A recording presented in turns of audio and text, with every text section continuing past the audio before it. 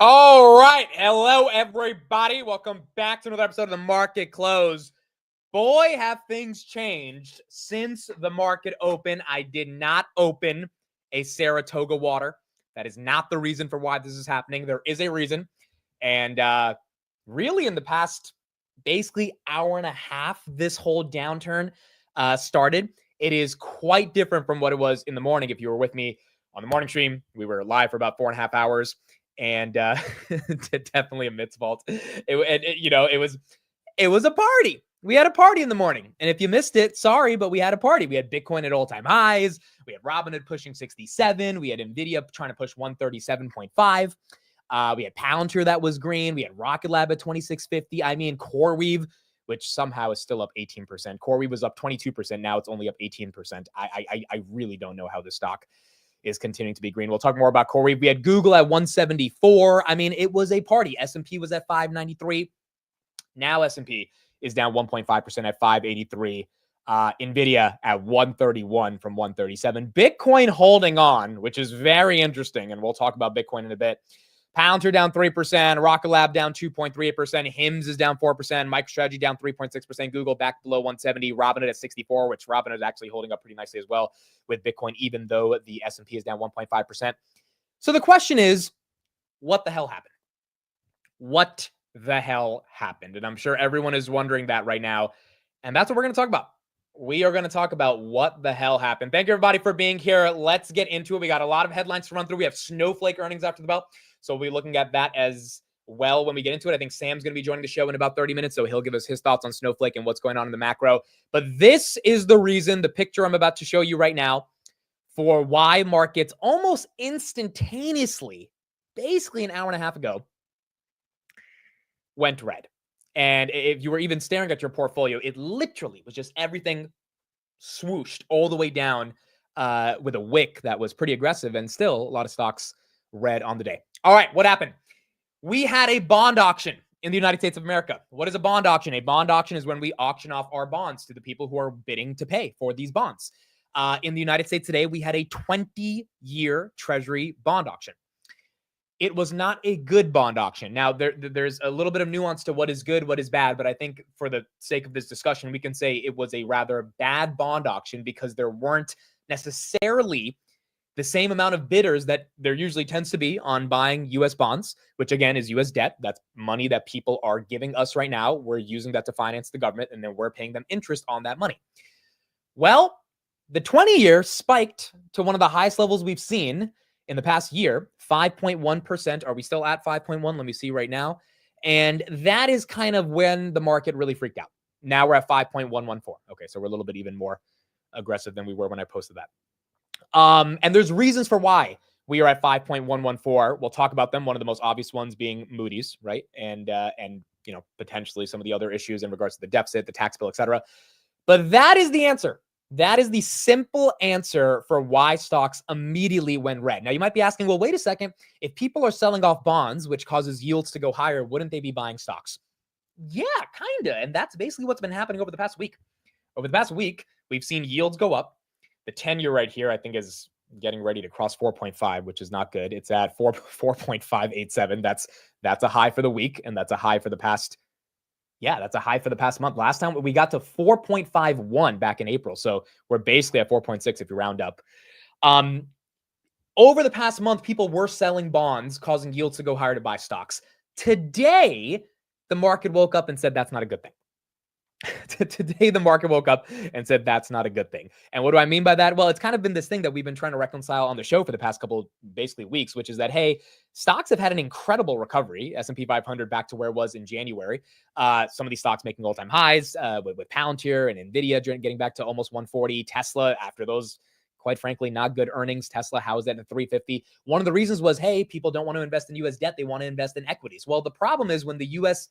debt market, aka the credit markets, explode, which I'm not saying they've exploded yet, and we're going to talk a lot more about kind of what's going on, but the perception of them exploding, just like the perception of them exploding was more evident back in April when stocks were down and yields were up, which is just a horrible combination. That is when you get some issues. And that is when you get people losing faith in the broader economy, not the stock market, not the president, not the Fed, but the actual economy itself. And you get people that get scared. And so they sell their stocks. And that's essentially kind of what happened today and what's playing out. And there's a lot of nuance to it. We'll keep going more in depth. But Bitcoin, we did celebrate all-time highs today at 109.9. We were 75 bucks away from 110. Bitcoin's still up 1.5% at 108.5. We talked a lot on the show this morning about the idea that if people are so upset with the U.S. System in regards to our debt, our monetary policy, our fiscal policy, obviously the deficit that we're enabling as well, then they might pick a different way to hedge against what could be a horrible bond auction that we're seeing right now. And based on this picture that you guys can see right here on the screen, our debt, deficit, revenue, it is just absolutely insane how much we bring in versus how much we spend. One of the solutions could be Bitcoin. And I think the market is showing that right now by having Bitcoin go higher while bond yields take a nasty hit. Now, in the midst of all of this, let's talk about what's actually happening. And what's actually happening with stocks is that they're not really getting hit that bad. I mean, like, and I know people hate to hear that when Palantir was just at 132 a couple of days ago. Now it's at 121. It hurts to hear that. But Palantir also was at $65 last month, right? Now it's at 121. Tesla, 220 before earnings, one of the worst earnings they've ever had, still at 335. Okay, it's not at 350, boo-hoo, but it's at 335. Nvidia, it was at 115 last week. Now it's at 132. Okay, it's not at 137.40 like it was this morning. Like, so far, we haven't really seen the pain 3, 4, 5% down on individual names that have rallied more than 30, 40% in the past month. Like, I don't have any sympathy for that. Like, if anything, it kind of goes to prove the argument that, you know, I've been talking about for the past couple of weeks, which is it's a covered call market. Covered calls are printing right now. So yeah, your equity exposure is going down in terms of the actual percentage of your share appreciation. But if you are kind of hedging with selling calls against that stuff, then given we are in this kangaroo market where it's not a rocket ship like it was in 2024, there is a way to at least protect a little bit of the downside. So I think it continues to be a covered call market where a lot of these stocks, yeah, they're not getting a ton of love today based on this credit rating that we got, but they're also not going back to April levels. And if they do go back to April levels, I think it would be a great dip opportunity, but I'm skeptical of if it will. And I think that's kind of my question right here. Another stat I shared in the morning was that institutions are the most short they have been since 2021. And Bank of America showed us that institutions, 38% of them are underallocated or underweight to U.S. equities. We looked at those two stats in the morning. On Monday, retail bought the dip to the tune of $4.1 billion in 3 hours. So retail's obviously been buying this dip. Institutions, based on some of the data we looked at, are staying away from it. Someone's going to be right. Someone's going to be right. And this is the question. This is the multi-trillion-dollar question. Are the institutions correct for sitting on the sidelines and waiting? Or is this a dip that the institutions actually get excited for? Which, by the way, I mean, like, given the S&P is down almost 2% right here, you would think these would be more juicier dips, and they're really not.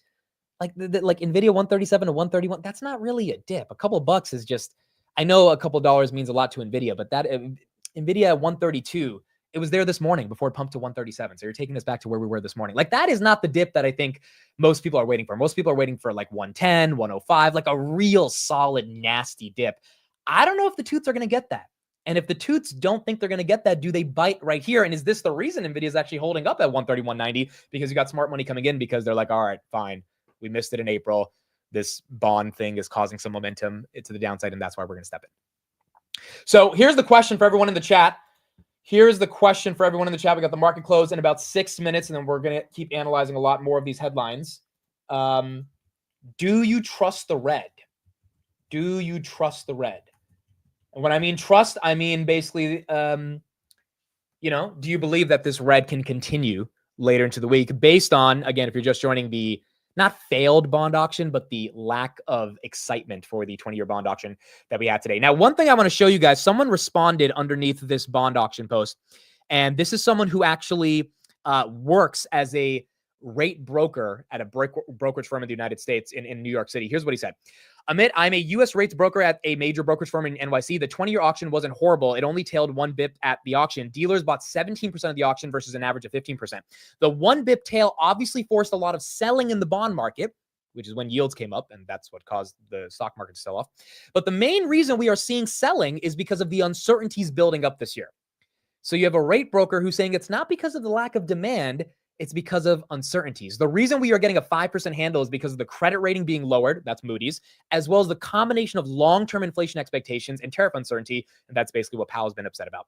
So the follow through caused a chain reaction of panic sellers. This isn't due to a lack of demand. I don't think this is that crazy of an argument. I really don't. And he posted a picture of him working at his bond office. So, I mean, I don't think the guy's lying here. I also think, sounds kind of sophisticated enough to say that this is just not some random guy posting this. But it also makes sense, right? This idea that, wait a second, if we got a Moody's downgrade and we have these tariff inflation expectations because we haven't had inflation expectations necessarily go down, even though CPI and PPI showed some decrease in the overall inflation that we're having.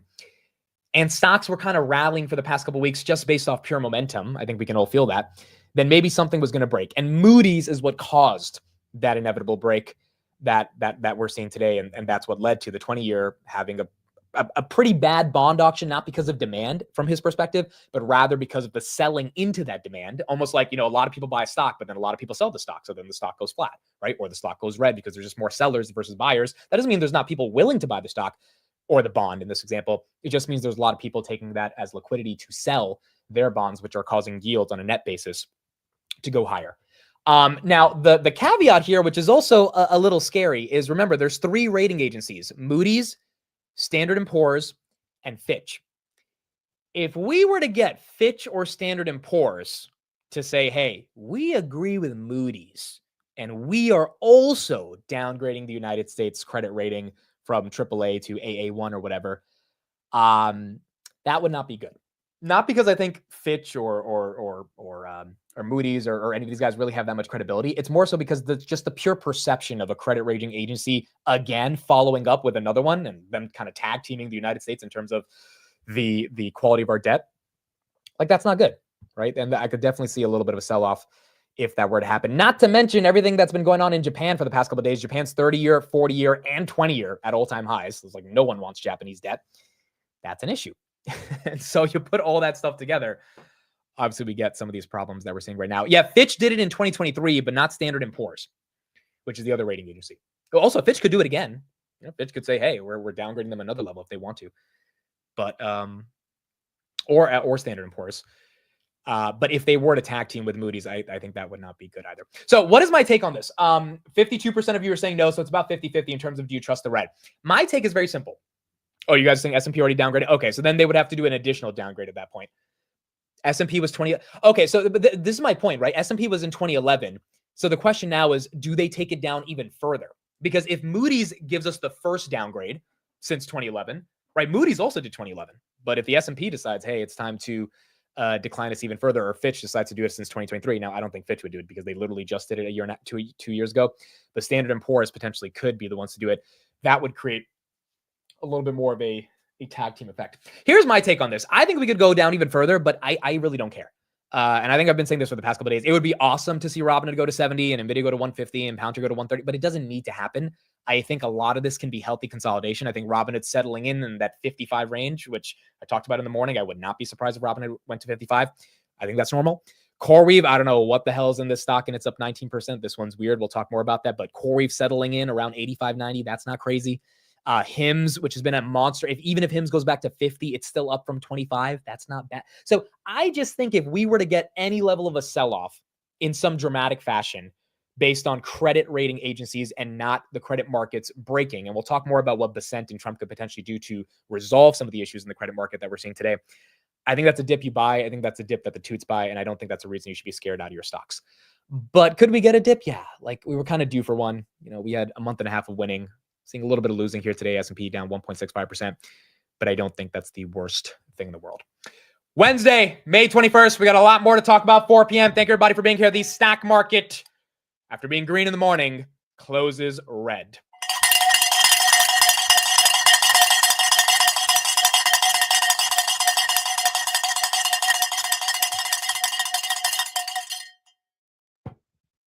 All right, let's see how we closed red. We got Snowflake earnings, and then we'll talk about some solutions that I think Trump and Bessent can do pretty much overnight to help calm down the credit markets. And quite frankly, they're going to need to do something, or at least say something that gets the credit markets to calm down. And I guess it's just a wait and see game until we figure out what they're going to do. NVIDIA, 131.8, down about 1.92% of the day. Palantir down 3.9%. First 4% day on Palantir in a long time. Palantir right here, 120.58. S&P down about 1.6%, 582.98. Rocket Lab, 25.17. See, this is kind of my point. Rocket Lab was 21.90 last Monday. Instead of being 26.40, it's at 25.17. It's just like, it's not enough of a dip where I think people can freak out about Rocket Lab when it's up $4 from where it was last week. But Rocket Lab right here, down about 3.19%. Tessie, 350 to 334. That's down about 2.68%. CoreWeave, they did an offering for $2 billion. They're saying, hey, we're going to dilute shareholders by $2 billion. Stock doesn't care, up 19%. This one is just different. CoreWeave right here, 107.39, up about 19% of the day. HIMS down about 5.27%, 57.98. CleanSpark up 4% on the Bitcoin stuff. SoFi gets hit back below 13, 1280. That was down about 3.54%. Snowflake, we'll get their earnings in a bit. That's down 2%. Applied Digital right here was up 0.74%. Zillow was down 2.87. Let me check Walmart and Home Depot. Walmart was down 1.4.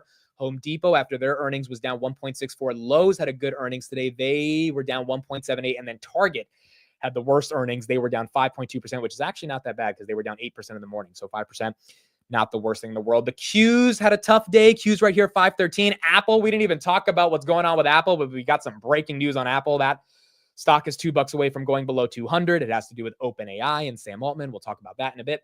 And then Microsoft, 452, down 1.2%. Google ends the day green at 170 or 168 on the Class A shares, which is not bad, up 2.79%, but it was at 173. Cannot hold on to that 173 level. And that's what we got on some of these stocks. Grab as well. I mean, the Grab was just algos. Grab is not going to survive if the broader market's going down 2-3% in a day. So Grab right here at 481 makes sense. Algo sold it off. Obviously, they're dealing with the Indonesia protests. I don't think that's that big of a deal, but Grab right here getting hit as well, down 2.63%. And the one that's getting demolished is freaking TLT. 7-year lows, 83.97. As yields rise, TLT goes down. The opposite happens. If yields go down, TLT goes up. And that is not happening, at least right now. How is Fartcoin doing? Let's check that. That is our unofficial economic indicator. See, this is part of the reason why we have this is part of the reason we have an issue in the bond market. Fartcoin's up 9% on the day. You know, this goes. Anthony Pompliano is talking about bringing us back to the freaking public markets. We looked at that this morning. It's like, I'm not saying it's inherently bubblish or euphoric, but there's parts of it that, you know, like SPACs, we're talking about 2021 again, right? It's not like Fartcoin. It's like, you know, it's just some of this stuff you don't want to see. That doesn't mean you sell your NVIDIA, but it just means, hey, you got to be a little bit more cautious on how much froth there really is currently in this market right now. Okay, so let's talk about what we can do to solve this. And then we can talk more about Apple. Bitcoin, so we talked about Bitcoin right here. It's at 108.6, and Bitcoin kind of gets into the discussion on what we can do to recover from this, or how we can recover based on Bitcoin's price action. So a couple things. Number one, easy way for the markets to recover. This is the easiest thing to do. Bessent can go to the media and say that everything's okay. That's my first solution. Bessent can easily go to the media and just be like, hey, we have a lot of trade deals on the way. Hey, I'm talking to the Chancellor of Germany, which he actually did talk today to the Chancellor of Germany. Hey, I'm talking to India. Hey, I'm talking to South Korea. He could be lying out of his teeth, but if he just gets the market to think there's going to be more calmness and more certainty around trade deals, negotiations, all the stuff he's been telling us for the past month and a half, then that could be one way to get the credit markets to calm down. Why am I saying that? Because last time we had something like this happen, very simple. Trump was like, oh, I can press this button and the S&P can go up 10%. Cool. Post on Truth Social, 90-day pause, boom, S&P goes up 10% in 2 hours. I mean, like, there is a world in which if you just tell the market trade deals are coming, maybe the market can find some way to reconcile that and not be that afraid about what's going on in the bond market. Okay, so that's the first thing. Number two, and this is more practical, but this is probably not going to happen, but I think it actually would calm down the bond market. We need yields to go down, right? Which means you need rate cuts, right? In order to get rate cuts, you need the market to feel that tariff inflation is going down. If Trump comes out tomorrow and says, hey, that 10% universal tariff I put on Zimbabwe and Thailand and Vietnam, yeah, I'm taking that down to 5.7%. Any announcement like that could easily get the bond market to be like, oh, that means inflation expectations have to go down. That average tariff rate, which went from 24 to 14, maybe it comes down to like 9. And that means the Fed is more likely to cut. It doesn't guarantee it. It means maybe they're more likely. And as a result, the bond markets, I think, would calm down. So 2 easy things are, hey, Bessent says, calm down, we got trade deals. Trump lowers his universal tariff rate. I think those 2 things in and of themselves could be a solution. But obviously, the number one solution is Powell cutting rates, but you need to get Powell to cut rates. And right now, Powell's not cutting rates. Snowflake, we are up 7% on Snowflake. Let's get into Snowflake earnings. We'll talk more about some other ideas I have, but Snowflake right here, 188. Snowflake is green. Let's see if we can get their exact numbers. Let me know in the chat if anyone owns Snowflake. We have Zoom earnings today as well. Okay, we'll look at Zoom. All right, Snowflake, here we go. Beat by 14% on EPS. 24 cents versus 12 cents expected, versus 21 cents expected. So they beat by 14% on EPS, and then revenue 1.042 billion versus 1.01. They beat by 3%. Revenue is growing 26% year over year. That's actually deaccelerating from last quarter. Last quarter was 28%, if I'm not wrong. EPS is up 71% year over year. Snowflake probably deserves the pump. Probably deserves it. 7%. I mean, it's a nice beat on EPS, decent beat on revenue, and stock based on what we're seeing right now. Zoom, let me take a look at that as well. Zoom, that's up 3%. Zoom earnings, they double beat. EPS 9%, 143 versus 131. EPS is up 6% year over year. Revenue, they came in line with expectations, 1.175 versus 1.17. Revenue is up 3% year over year. So Zoom, not really a growth stock. They are up 2% right here after hours. Snowflake showing some decent growth in the SaaS space. That's up 7.2% currently right now. Those were the major earnings, at least that I see on my deck. Let's get a little bit of coverage right here on Snowflake and Zoom, and then we'll keep going from there. Expected as well. It looks like guidance in some key sectors is strong too, stronger than expected. Q2 product revenue guidance coming in ahead of expectations, a little higher than $1 billion. Q1 product revenue was also stronger than expected, $997 million versus street estimates of $962. And then remaining performance obligations also better than expected, $6.7 billion versus $6.59 billion the street was looking for. Shares reacting positive. You can see more than 7% higher after hours. John, back to you. Yeah. All right. Kate Rooney, thank you. And don't miss Jim Cramer's exclusive interview with Snowflake's CEO, Street. Okay, so that's what we got on Snowflake. Again, stock getting some momentum right here. We'll go deeper into their numbers in a bit as we pull those up. We'll talk about OpenAI. That's the other big headline, but I think that's it for earnings today. It was Zoom and Snowflake. Yeah, that's pretty much it. Webull does not have earnings today. Tomorrow? Okay, Webull's tomorrow. All right, so we'll cover Webull tomorrow. We'll cover them tomorrow. But they don't have earnings today. Snowflake, 7%. I said in the morning, I think Snowflake could be 165 or 200. It was kind of a coin flip. They did deaccelerate quarter over quarter, if I don't have the numbers wrong. So that could have been the reason, the street would have been upset. But look, 26% up year over year. The company's now profitable, 1.042 billion in revenue. I mean, it looks like they raised guidance on the product revenue side, even if not on the full year revenue side. So that's enough to get this thing to pump 6.7%. Snowflake now year to date. Let me just take a look at this. Year to date, it is up 19% with the 6% pump that we're getting after hours. All right, we'll dive deeper into Snowflake's numbers in a bit as we go through it, but that's the headline reaction, up 6.3% currently right now. Where is Palantir after hours based on this? Palantir up about 0.41%, and then Salesforce, which we have next week with NVIDIA, that one is also up 0.07% currently right now. Lumen, is Lumen moving? Do we have earnings? Lumen Technologies, that's up 20%. I don't think they had earnings. I think it might be a headline. Let me pull it up and see if there's anything, and then we'll talk Apple. Lumen, AT&T to acquire Lumen's mass markets fiber to home business for a total consideration of $5.7 billion in cash. Wow. They're selling their fiber optics business to AT&T. Boom. There you go. AT&T, that stock, which has been doing well this year, is flat after hours. That one's not going red. Lumen, up 20%. Up 20%. Doug, are you still in this one? You got in this a long time ago, right? I think Doug got in this like late 2023. There you go. Lumen, 17%. That'll do it. Yeah, they're going all AI. Yep. There you go. Alpha's on the 28th, correct. Alpha's on the 20th with NVIDIA and Salesforce as well. Urban Outfitters crushed. Urban Outfitters had earnings. I didn't see that. Let's see. Urban Outfitters. No, they're up 6.43%. Okay, so that's a good crush. That's a good crush. I'll see if I can get their numbers in a second as well. I think those were the main earnings. We had Zoom, Snowflake, and Urban Outfitters. Wow, they actually did crush. EPS 116 versus 84. They beat by 40%. People really shop at Urban Outfitters, dude. Revenue 1.33 versus 1.29. They beat by 3%. Revenue's up 11% year over year. EPS is up 68% year over year. Either they fired a bunch of people to reduce their costs, or they implemented AI. And they're like, dude, every company that's having a good earnings is beating on EPS by a healthy margin. And I'm kind of starting to get convinced like there's margin expansion based on AI, which is helping their earnings per share. So you got Urban Outfitters right there. Let me know if you shop in that store, up 5.76% currently after hours. All right, let's talk about Apple. So this was another big headline throughout the day, and then we'll get back to all the bond stuff that's happening in the treasury markets. So Apple's down not because they did anything, but because, well, quite frankly, they've done nothing.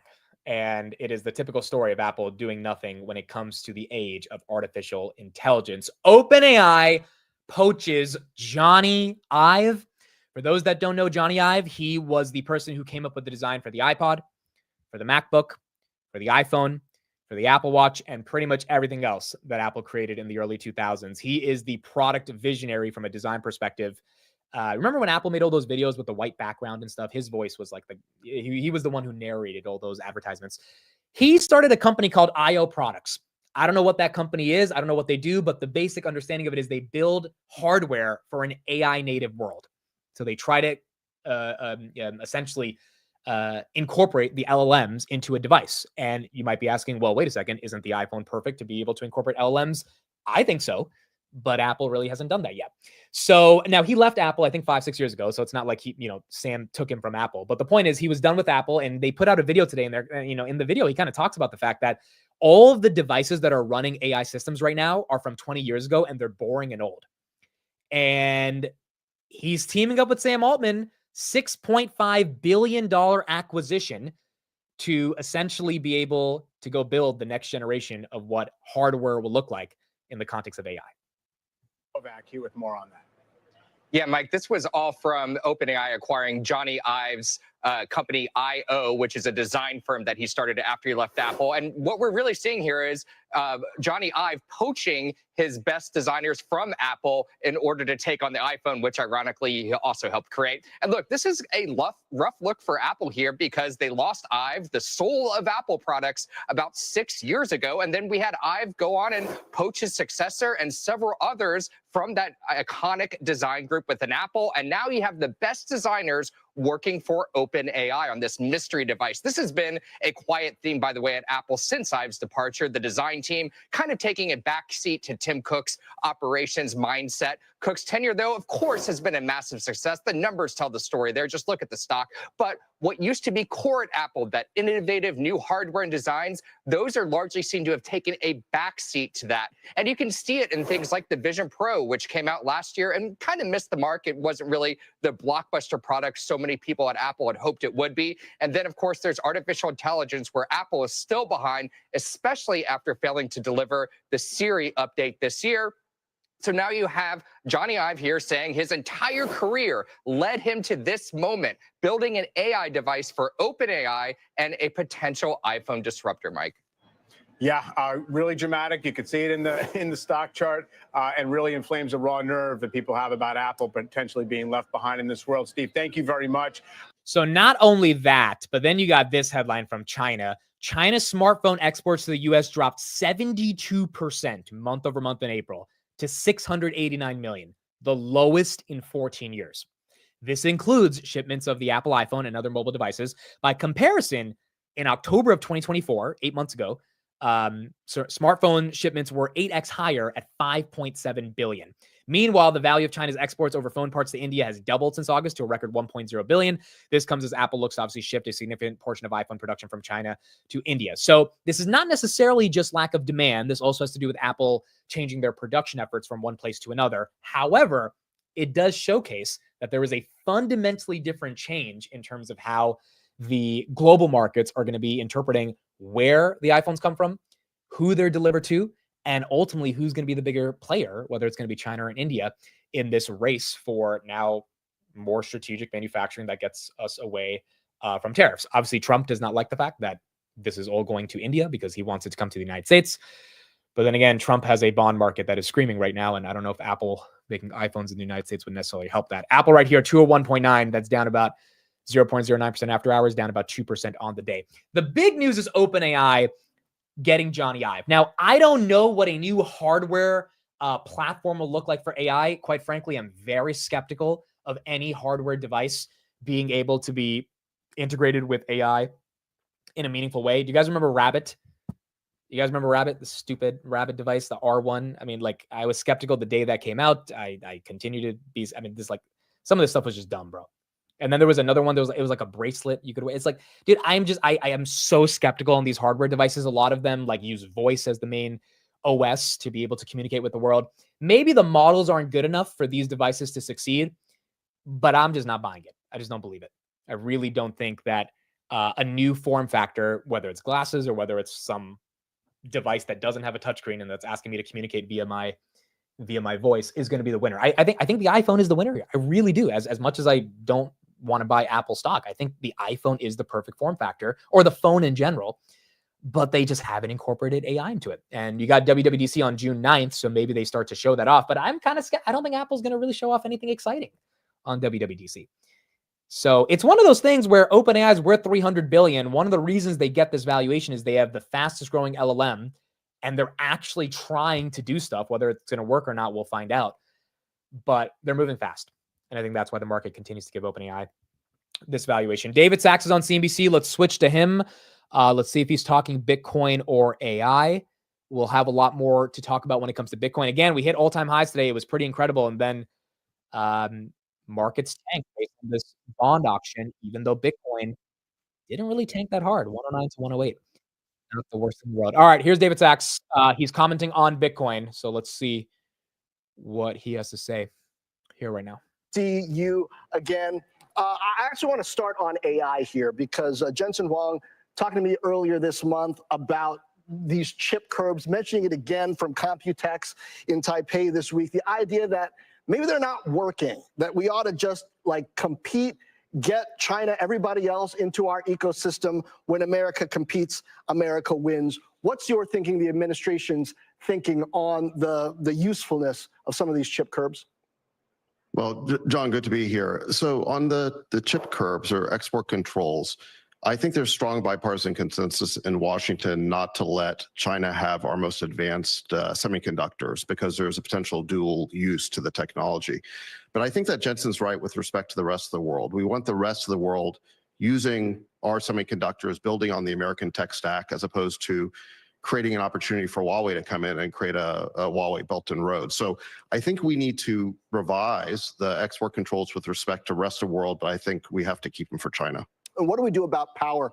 Elon Musk was on our air with our David Faber just yesterday, talking about what he's trying to build out with quite a few Blackwells and the challenge of getting enough power to actually make those AI factories happen. What kind of policy is going to really benefit that in a way that's sustainable?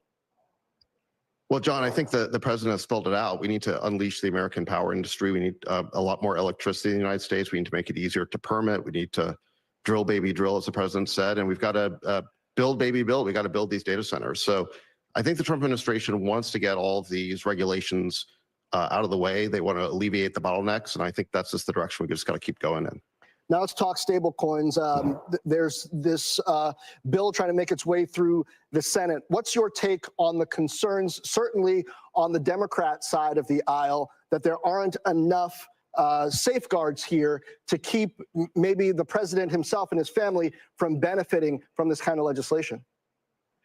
Well, so first of all, we have significant bipartisan support for this. I think 15 Democrats voted for the bill to pass this key procedural threshold of cloture, which means there'll be no filibuster against the bill. We have every expectation now that it's going to pass.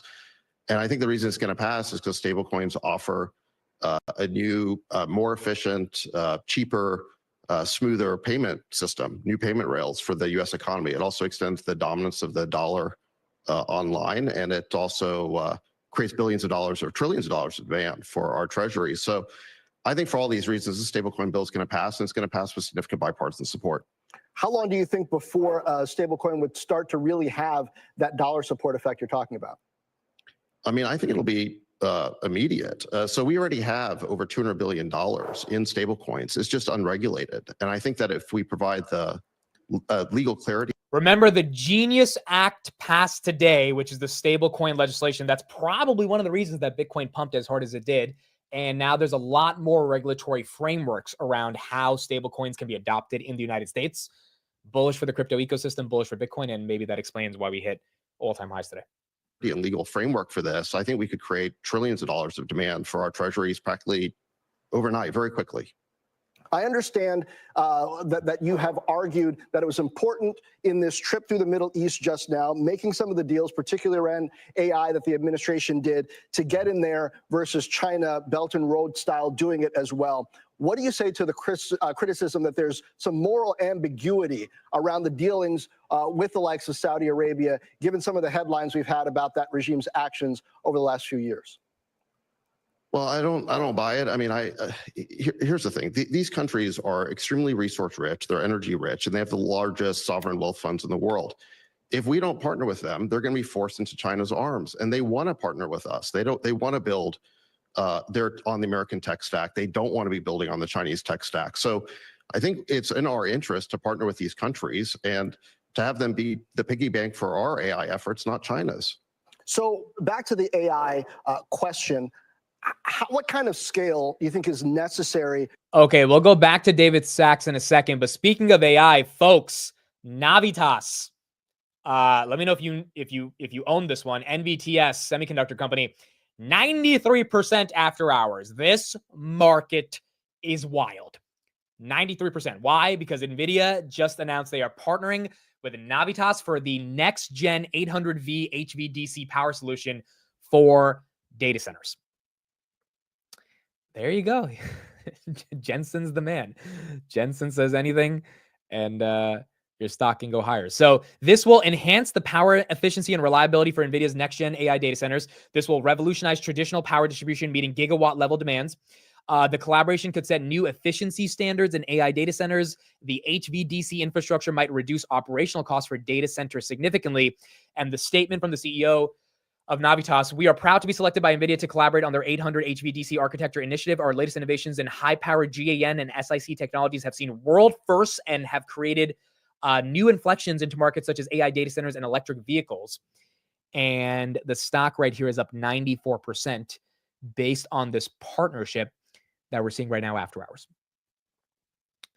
Yeah, shout out to Cactus Jack. He said, I put that unusual vol spike on the calls yesterday in the chat. Dude, someone always knows. Someone always knows. 118%. This is the beauty of the markets, right? It's the beauty of the markets. You just one thing could happen. One announcement. Why is it pumping this hard though? Holy crap, bro. Like, we get it. NVIDIA likes you guys, but goodness gracious. And is this even sustainable? Does this like hold itself, or is this just everyone FOMOing into this thing right now?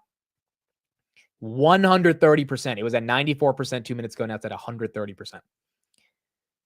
My goodness, dude. Jensen says jump. The market says how high? Exactly.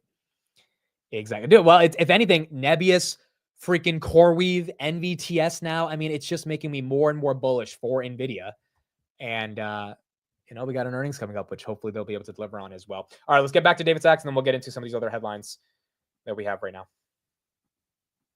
For AI to be successful policy-wise in the U.S., and is your sense that the administration is thinking about that as they're addressing big tech in ways that they don't want Europe to necessarily hit us, but it's unclear how much M&A and how much size is going to be allowed here.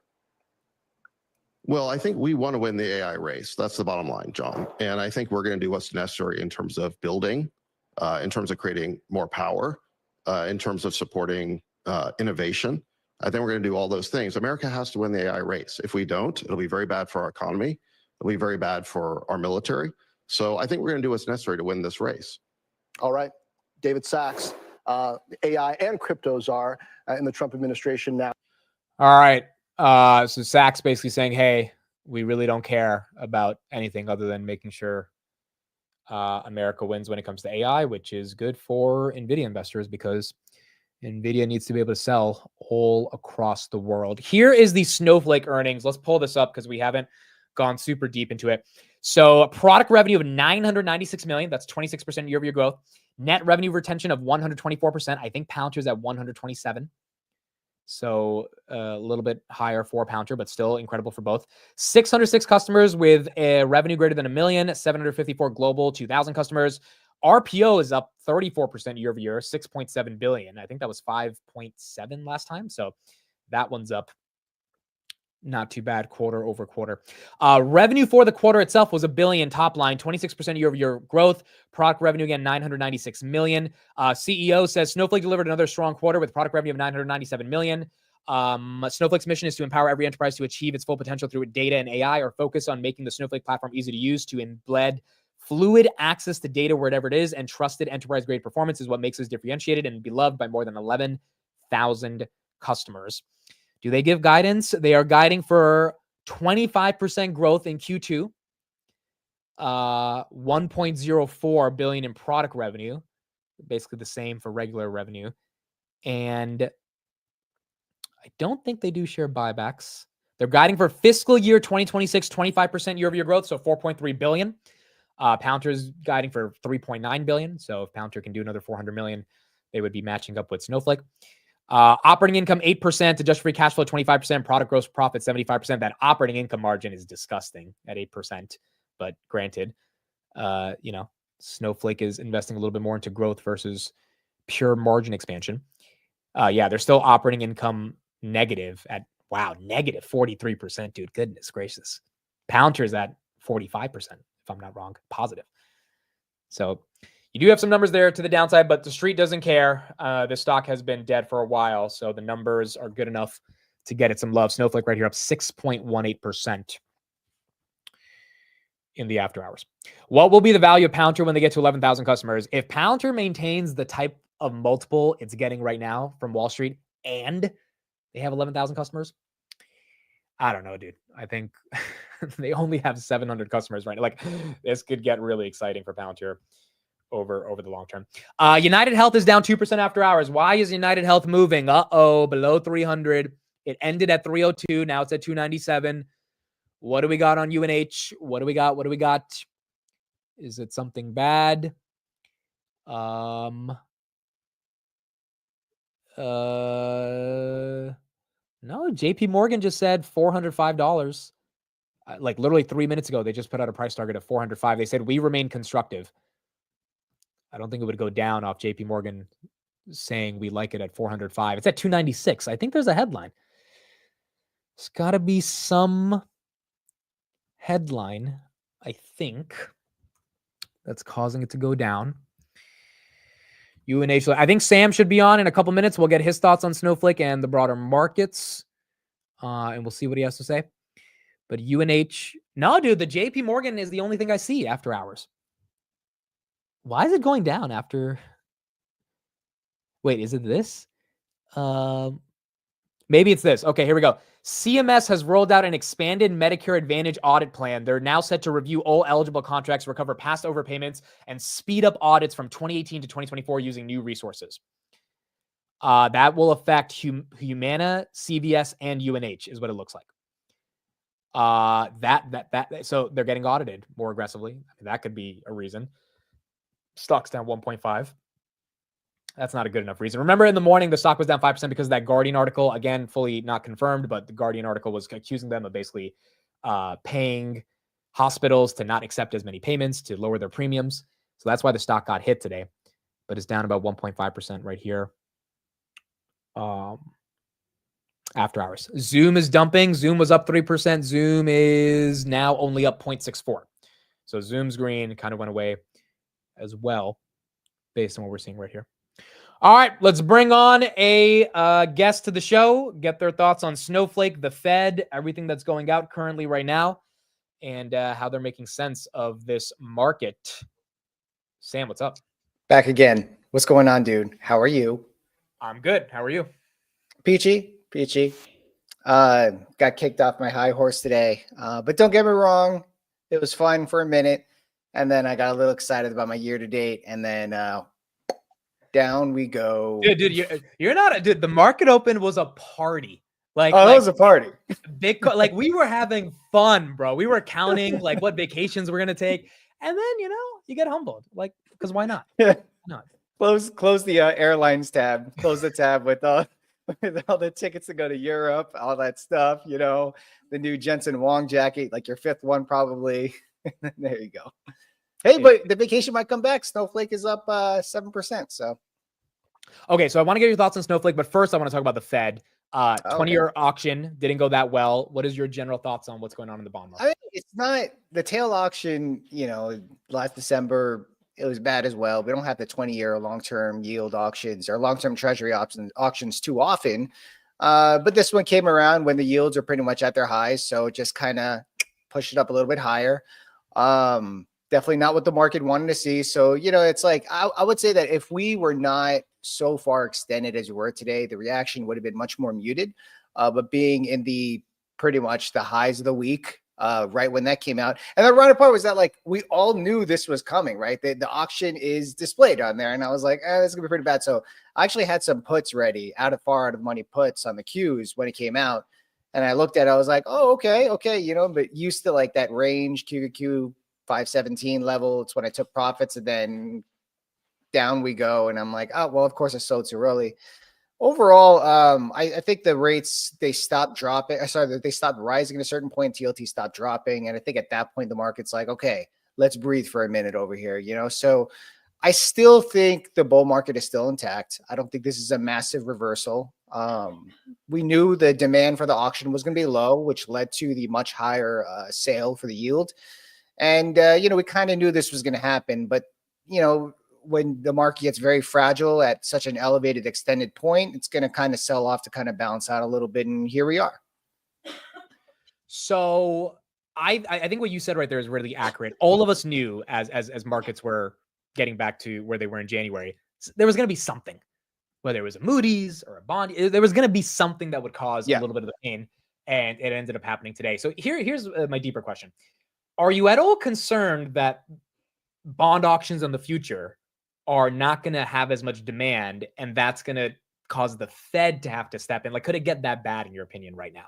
Well, the Fed can't control long-term yields. It can only control the short-term yields, like few months treasuries, right? And then maybe the 2-year, but they don't have that much control over the 2-year. But we've seen the 10-year basically going up along with long-term yields. And is the Fed going to step in in case it gets a little too crazy? No, I think Trump will step in if that happens. I think we're probably just maybe hours away, maybe days away from seeing some sort of positive news in a trade deal. It's actually kind of ironic in the midst of all of the feed coming in this morning, everyone missed the talk that the EU might be coming up with a deal with the US. And I think that's very big, especially when it comes to LNG or liquefied natural gas, as Chris is definitely bullish on, and so am I, in my opinion. And I think that once that deal comes around, that'll be very good for the markets. That'll damper the inflation risk to the upside. And that might give the Fed a green light to continue with the cutting of the rates. But right now, it's not really on the table yet. And there is a lot of uncertainty when it comes to the tariffs. But I think Trump made it pretty clear that the put is in play. And they no longer will try to implement like above the 10% retaliation tariff baseline for a lot of the countries that haven't done deals yet.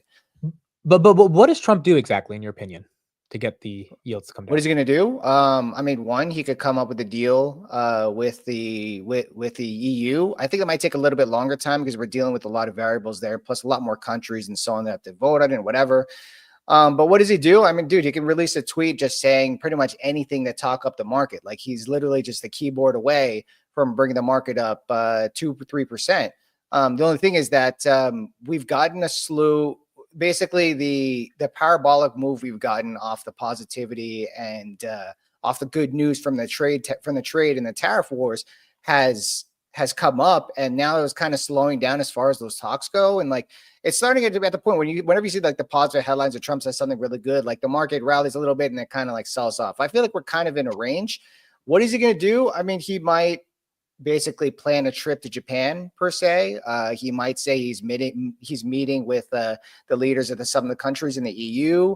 There could be talks with Vicent, making negotiations or coming to terms and so on. Like you just hyping the market up, like just overall promises and positive news in terms of these trade deals coming up. But I think the market's really waiting for the EU at this point. We already have a big check mark with China. We're waiting for that big check mark with the EU. That's probably the most impactful one. I think it's like about 10% of the EU's GDP is based on the imports that they do receive from us, not necessarily vice versa, but we are an exporter to the EU, and a lot of that is commodities. Right. I think that's very fair. I think the 90-day pause type of a move from Trump could potentially not pump the markets, but help a little bit of the bond markets. By the way, for everyone wondering why United Health was down, it looks like we got our answer. Andrew Whitty, who used to be the CEO of the company, he ended up becoming the director. He resigned. Was he actually the CEO? Currently CEO of United Health? Was he the current CEO? The current CEO. Okay, so he was the CEO. He resigned from being a CEO. He was a director, and now he's resigning as a director. That probably that's pretty bad. That's kind of weird, right? UNH down 4%. Yeah. There she goes. He's going to be selling all of his shares or doing something with it. Definitely not looking good for that as far as the company goes. Dude, I rode a lot of this stock up by selling put credit spreads on it. And then I had leap spreads on it. And then I literally sold it. What was it? Before close the other day when it was like 320s or something. And call it luck. But I got out of that thing. It already did its 50% retrace. I'm done. I'd just be getting greedy if I held onto it at that point. Why do you think he's leaving? He doesn't want to get mixed up in the PR, or maybe it was just a deal that the board came up with, where it's like, well, you got to go, right? Like it's like if a company, okay, for example, when Sony got hacked a long time ago, probably like 10 years ago, when Sony had that hack. Wait, you're talking about from North Korea? I forget exactly who the people who actually hacked Sony were, but it wasn't the CIO's fault. Yeah, but they had to resign. Like someone has to take a hit. In this case, he has to take the hit. I thought resigning as CEO was going to be it, but I don't think that was good enough. I think they just want him out. No, so, but hold on. This guy was a CEO for the past 5 years. He already resigned as CEO. I'm assuming people are going to have some questions about UNH with all these headlines, and now he's leaving the company. Like he is really separating himself, which to me is a red flag.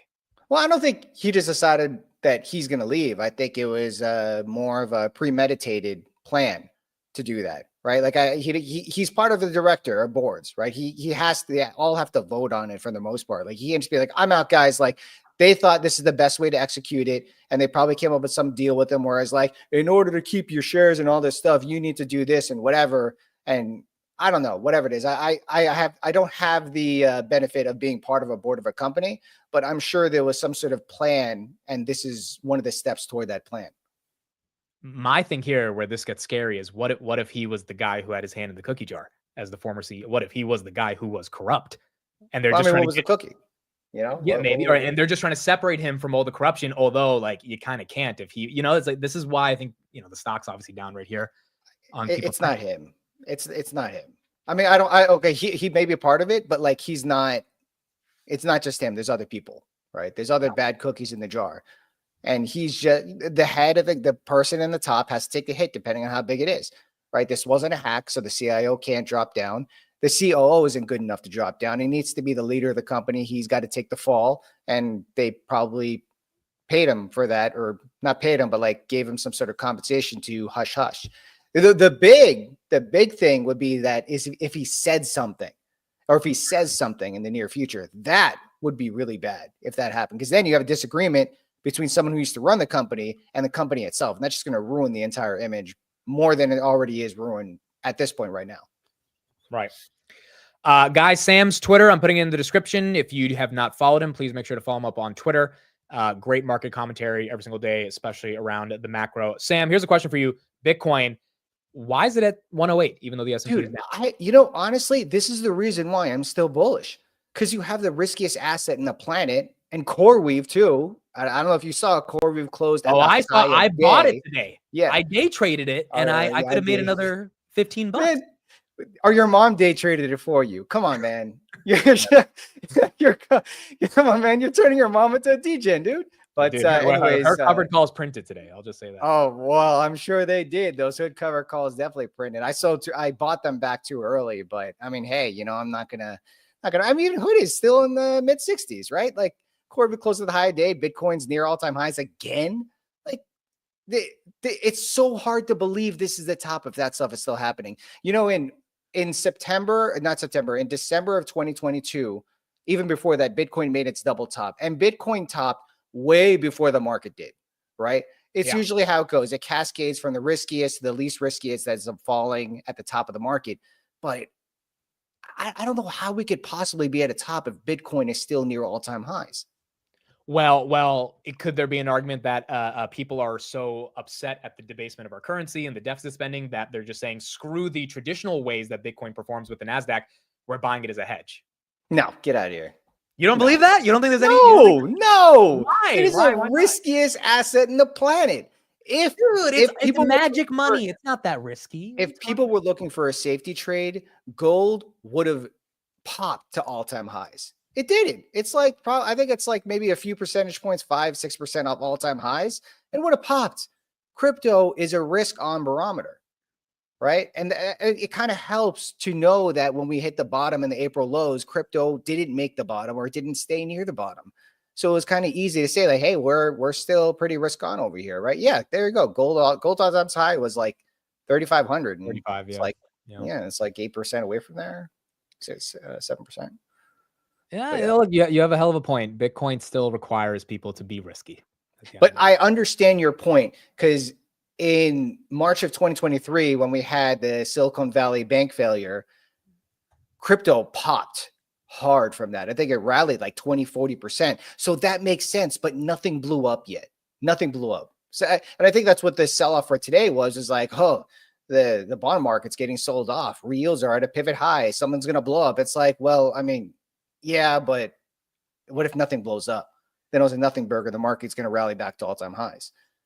Okay, Sam, let me ask you this. On Monday, retail bought $4 billion worth of stock in 3 hours. Yesterday, we got some data that 40% of institutions are still underweight equities. That's 100% true. Yeah. Are the toots going to chase, or is retail going to hold the bag? They're not going to chase immediately, but they're going to be forced to add on exposure. The VIX is back. Did the VIX close above? It closed above 20. VIX is at 21, which means that risk-wise, the market has the fund managers, they have to hedge, right? And it's very hard for fund managers to make the case to go full size, especially ones that are managing a lot of assets when the VIX is at 21, right? So they're kind of forced to sell off indices and so on, and whatever they do to mitigate all their risks and stuff. But they're not going to pile in all at once. They're going to pile in over time, but they're going to keep capitulating, covering the shorts and so on. And this is the reason why I think we're still in a melt up, and that we're probably going to hit all-time highs maybe the next few weeks, because there's an underexposure to risk assets for a lot of large money managers. And there's actually an index that I do keep an eye on. It's the NAAIM Exposure Index, which is a survey done with hedge funds and fund managers. Right. And historically speaking, that's usually around 84 during healthy bull market levels. And last week, it actually downticked from 81 down to 70. So that shows that they took risk off the table ahead of whatever pullback we might see. And that technically does not have it. You usually have the largest pullbacks when you have the largest amount of liquidation. But if they're liquidating some assets before that happens, who's left to sell? I mean, it could certainly sell off, but it's very hard to have some sort of material sell off if everyone's ready for a sell off. Yeah, along with there's a lot of money on the sidelines, and that money wants to change. Because one thing you're saying is really correct is like institutions have to hedge given the VIX is now above 20, and so they have to take some risk off the table. But if they also believe in the fundamentals of an Nvidia right here, and they missed it at 110, 105, 85, 115, 125 last week, some of them are going to chase. Not all of them are going to be disciplined enough to wait for a massive pullback. And I think that's why Nvidia barely is. It's at 132. It's nothing. So 132. I'm actually kind of surprised Amazon pulled back so dramatically. But what was his face? Andy Jassy said today that he's not seeing any impact to the consumer in terms of the trends they're seeing. So the consumer, according to the major retailers and e-commerce companies, say that the market is healthy. We saw Mercado Libre earnings, and well, they seem very good. Shopify as well, and so on. I mean, it doesn't look like things are falling apart. I get the whole argument with the housing market. The homes on the market and everything, it's rising and whatever, but I feel like that's so projected that I wouldn't say it's all priced in, but whenever you see data online that's available publicly, you have to assume it's priced in because someone's looking at it. Yeah, agreed. All right, 2 companies I want some questions on, Sam, and then I got to save you for the last one, which is the Googs. I am very curious about your thoughts there. Your Substack, real quick, for those that want to sign up to Sam's Substack, samsaw.substack.com. Hey, let's go. That's his newsletter. People can subscribe to that and get more of his analysis. Nebius, what'd you make of the quarter? It was a good quarter. The number that I was, well, not the number, but the metric or the figure I was looking at was the annualized run rate. And that came in at, I believe it was I'll pull it up. I have it right here. Yeah, I think it came up with around 250 something, and they were guiding for 220 million for March as of last quarter, and they came in above that guide, which is great news to see. And 250 million. And then they also provided an update for annualized run rate, 310 million for April. And that brings them a bit closer toward their projected guide for the entire year of 751 billion, which they just reiterated. They didn't increase it. They didn't decrease. They didn't tighten the range like they did the previous quarter, where they went from 500 million on the bottom range to 750 million. But it certainly brings them a lot closer. And honestly, the trailing numbers for 55 million. I know a lot of people. It's like, why am I?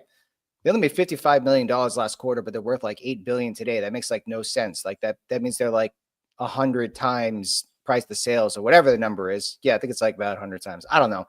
Anyways, actually, no, that's more like 180 times or 160 times price to sales. But well, look, Guy, if they're guiding for 500, 600 million for the entire year, like, why are you looking at trailing numbers if they're growing at 400% year over year? Right. They're obviously not going to continue to do that to infinity.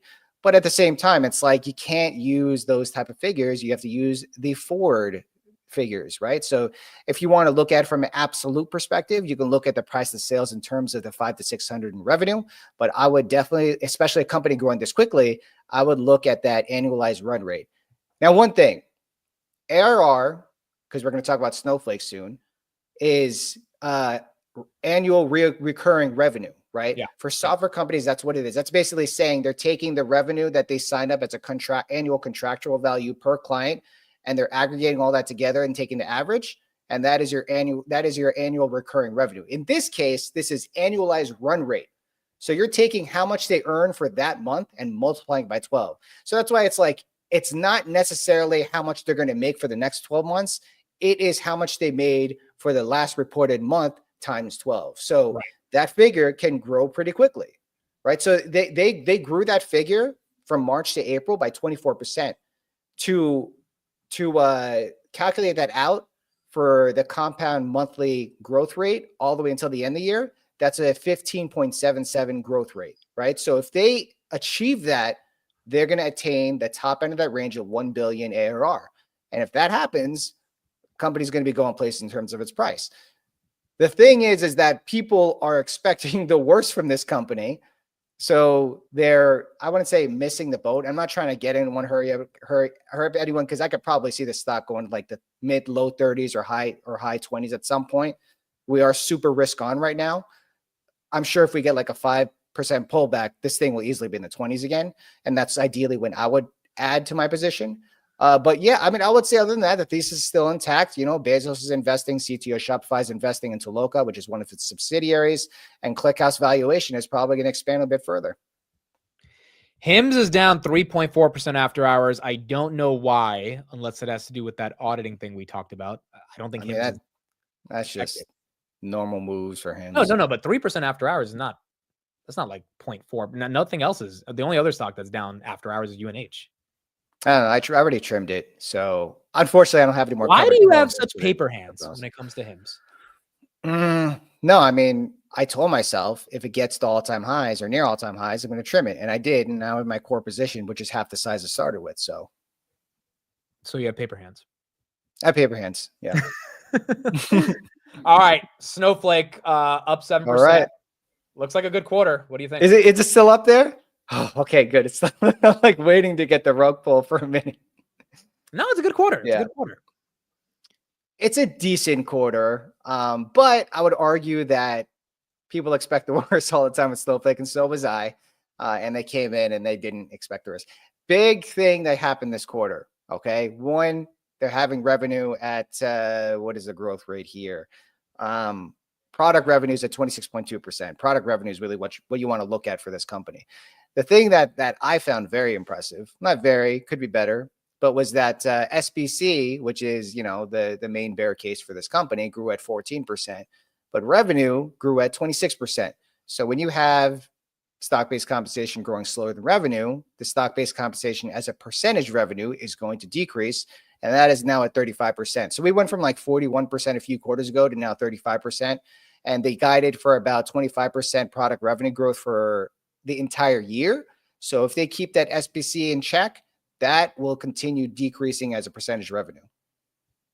Do you still think it's kind of crazy that 35% of revenue is stock-based comp?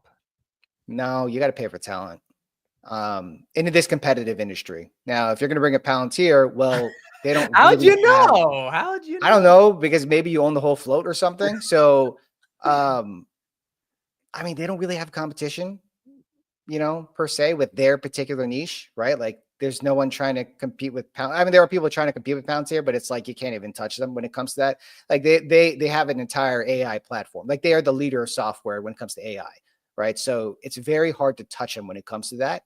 But at the same time, you know, everyone wants to work for Palantir. Like from what I've heard, it's like it's harder than getting into Harvard, right? For Snowflake, probably not as much, but you got to make sure that you got to keep the top talent. And that's just how it is in these tech companies. SBC is high. So overall, I mean, are you trimming after this? You adding more? Or are you just kind of keeping your position? I haven't decided yet. I mean, my average is in the 140s, 130s. So it is pretty up there from here. I haven't decided. I mean, the market is staying risk on, so it's very hard for me to make the case of trimming it. And it's not even a huge position. Okay, maybe it is decent size, but I think I might. I don't know. I haven't decided yet, man. But I'm definitely going to paper hand that thing probably if it runs pretty hard. I'm a paper hander, so not a paper gainer. I'm a paper hander. Yeah, you're not like Jason. Jason's the paper Not a paper gainer. All right. Last but not least, I've been waiting for your thoughts on this bad boy. Googs. Damn, dude. Did What a IO run do today. the goods? What a run today. Told you I'm not in the position anymore in terms of shares, but I do have calls on it. So I was very happy to be a beneficiary of that today and made more than I would have had if I had the position. So I didn't have to have the capital invested in it. I think I don't want to say it's going to go to all-time highs, but it was a sell the news event yesterday for sure. So it was a great time to load up. But you know, it's very green today, even after the market's down. So I was surprised it held on to all that. That's what I was kind of surprised about Amazon. I'm like, wow, it's like not really performing well. But you know, when you really think about it, they had an array of products that they released yesterday, which everyone kind of expected. They're to come out with an AI mode, whatever it is. They're going to come out with AI search and all that cool AI stuff. And I don't know what the market is expecting for that. Like, did you really think that Sundar Pichai is going to go out there and be like, hey guys, we figured out how to monetize all you imbeciles. So continue using our products so we can make money off of you. Like, no, he's not going to say anything. This isn't a shareholder meeting. Okay. This is a product meeting for consumers. He's not going to say any of that. So what did you expect, right? But those were some pretty good products they have out there. And Polymarket is around 100%, close to 100% for Gemini to be the top LLM of the entire world for May. And I think they're going to continue holding that spot. Did you see anything in the event or hear anything in the event that's making you more excited that the street is disrespecting them as an AI company? As in, did you see anything that was like, huh, this is so obviously an AI company and the street is so stupid right here? Or was there not anything that obvious from the event that you got less? Yeah. I mean, besides the fact they use AI in every single sentence, they are Google, $2 trillion plus company. They're going to figure it out. They always do. Will they? They always figure it out. They always figure it out, man. I mean, how many times we've been in this situation where it's like, oh, Google's going to crap, right? Oh, I got a comment to say about Navitas in terms of the deal that NVIDIA is looking at them for. But anyways, when it comes to Google, I mean, I think they're going to be just fine. I can't really say what's going to happen with the stock, but that thing was strong today in the midst of I want to say a deep red day, but generally money seems to chase certain things. And I would say that it's a pretty asymmetric upside. And that's why it made more sense for me to have calls on it versus shares, just because I don't want to tie up the capital. Right. I told you already before, this is all about opportunity cost for me. So, it made more sense for me to do that. And I got lucky. I would say that the market decided not to sell it off today. It was just luck. In fact, almost everything we do in this game is luck. It's just based on probabilities. And I think Google's got more room to run, to be honest. Okay, last question on Google, and then we'll talk Navitas. The glasses, yay or nay? Yeah, they're cool. Yeah, I'm not a huge wearables fan.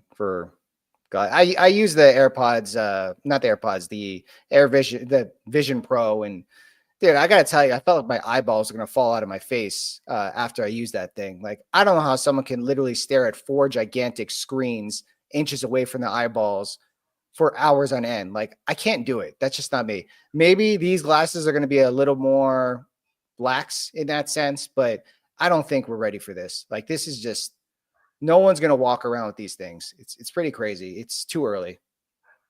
Yeah, I am not a believer in the form factor of glasses.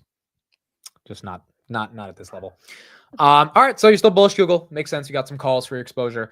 Navitas up 170%. Yeah, so, oh, wow, it's 170% now? Hold on a second. That's insane. NVIDIA 800 AI data, 800V AI data centers. Wow, that is some short covering right there for sure. Pull up the weekly chart on Navitas. That thing is just in a massive downtrend.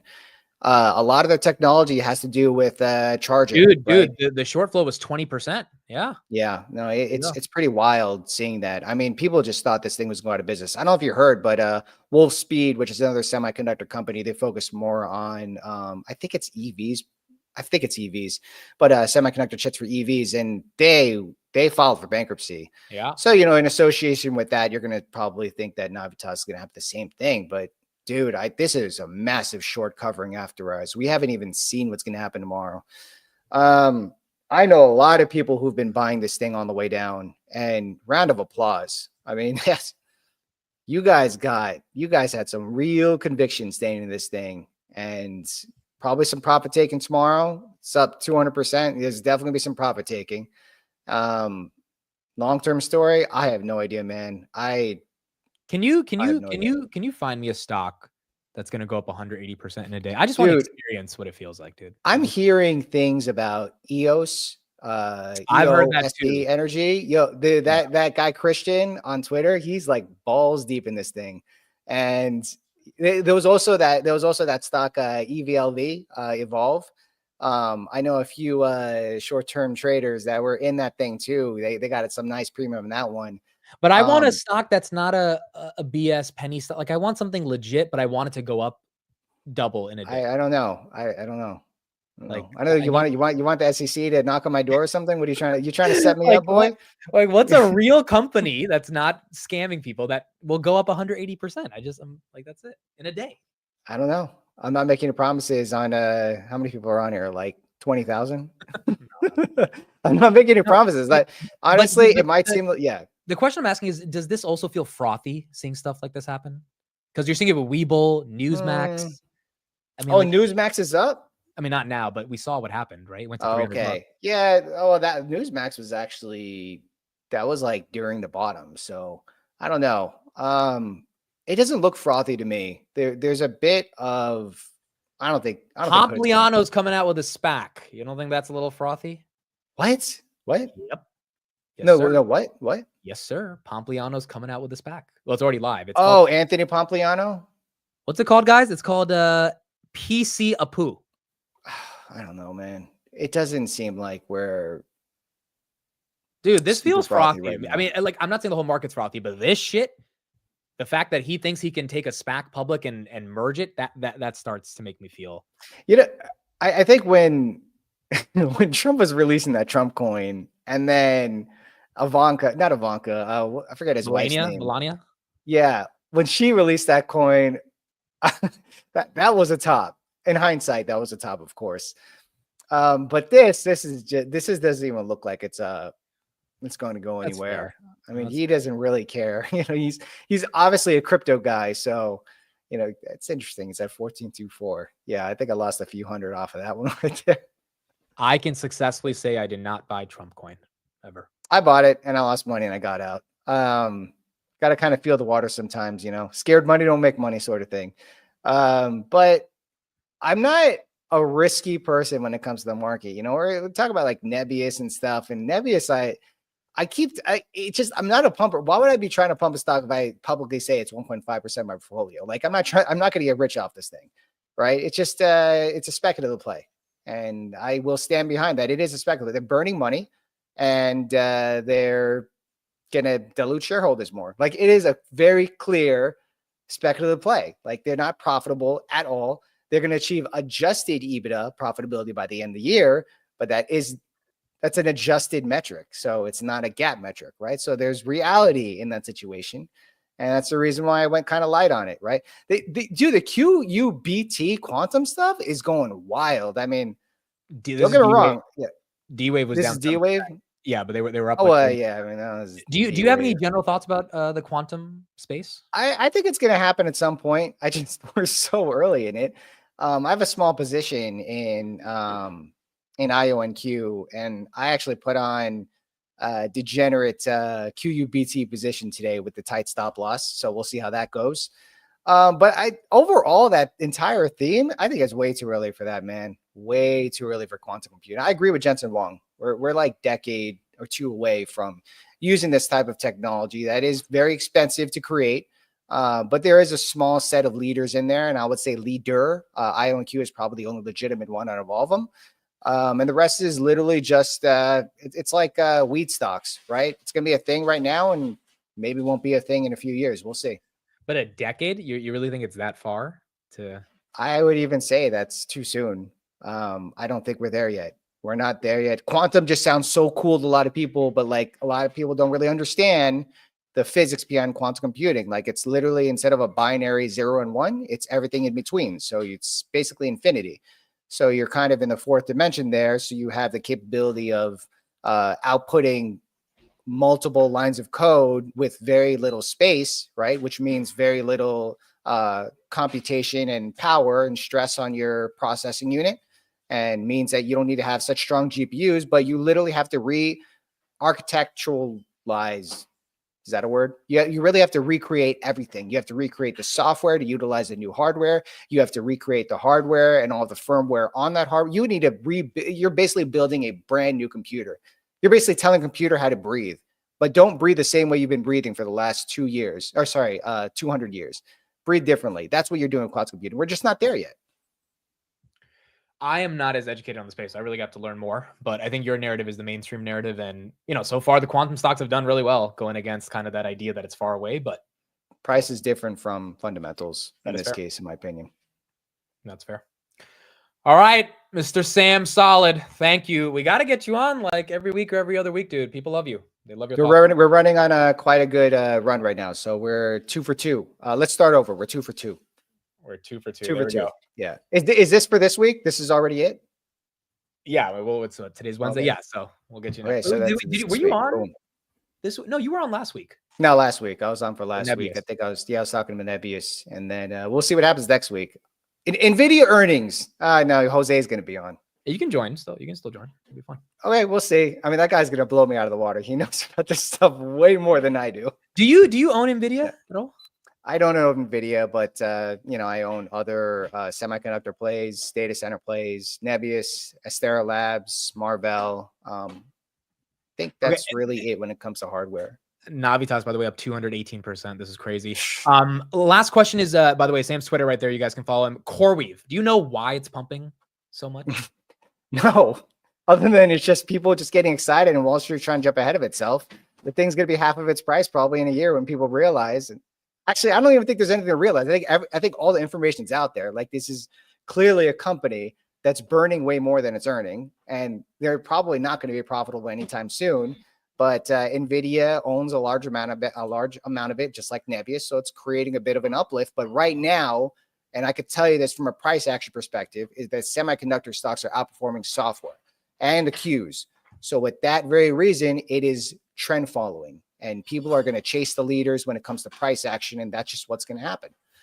So why is CoreWeave up there? I don't know, dude, but it was actually really funny that it doubled since the earnings, and I made some money off of it, and I'm trying not to get greedy on it. But the degenerate Sam is continuing to do the thing it does best by being degenerate, and it's tough to fight the urge, man.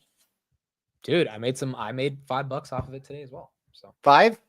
Yeah, someone sent a $100 super chat, so I bought it at 99 and I sold it at 107 or whatever. So made some money, dude. Okay, Made some money. that's like $7. $7? You can't even buy Chipotle with that. That's how sad. Like, it's ridiculous.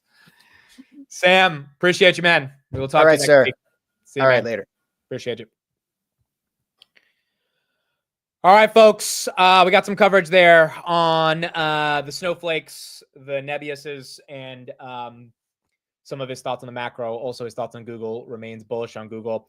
Let's end off the stream today with let's get some quantum coverage. We haven't looked at the quantum CEO, the D-Wave guy, speak since the CNBC interview back in November.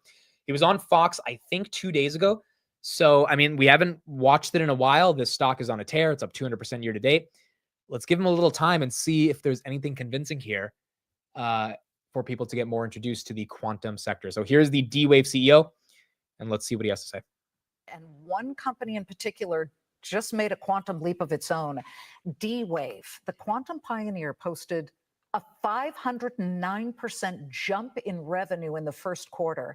Its stock skyrocketed 51% yesterday, and right now is adding another 6% to the price, which stands at $11.06 right now. D-Wave says its quantum system has achieved, quote, quantum supremacy, but some in the science community have pushed back, saying this is a term, annealing technology is not practical for solving real-world problems.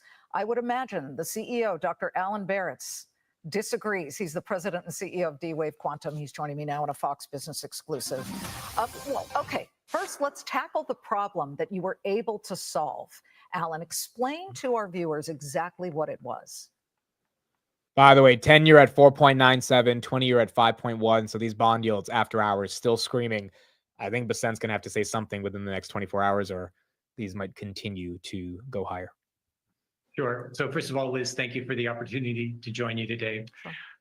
Basically, what we were able to do is to perform a simulation of a set of magnetic materials, basically looking at when they go through what's known as a phase transition. This is like water turning to ice. Mm-hmm. Now, this is a computation that we were able to perform on our quantum computers in minutes that would take well over 1 million years to perform on the fastest supercomputers in the world. Magnetic materials, for people who don't know, are widely used in medical technology. I know it's used in imaging, electronics, supercomputers, obviously, sensors, motors. But when you look at the real world application of this, who is banging on your door right now to say, let me at this, because this could be a total game changer? So Liz, you're absolutely right. Magnetic materials are widely used. And one of the main uses is as sensors. And what's really important about magnetic materials as sensors is that they are most sensitive at that phase transition point. So what is of interest to those developing these devices is to understand what would be the best materials to deliver the best results in their products, imaging devices. Now, by using our system, they can basically explore different materials digitally without needing to manufacture them and test them. And this allows them to move more rapidly in identifying the best way to develop new products. So part of the reason that you saw such a big jump in your revenue was that you sold, as I understand it, one of these quantum computers to a German company called Jülich. Give me a sense of exactly what they are going to use it for and how much this machine costs. Yeah, so this system was sold to the Jülich Supercomputing Center.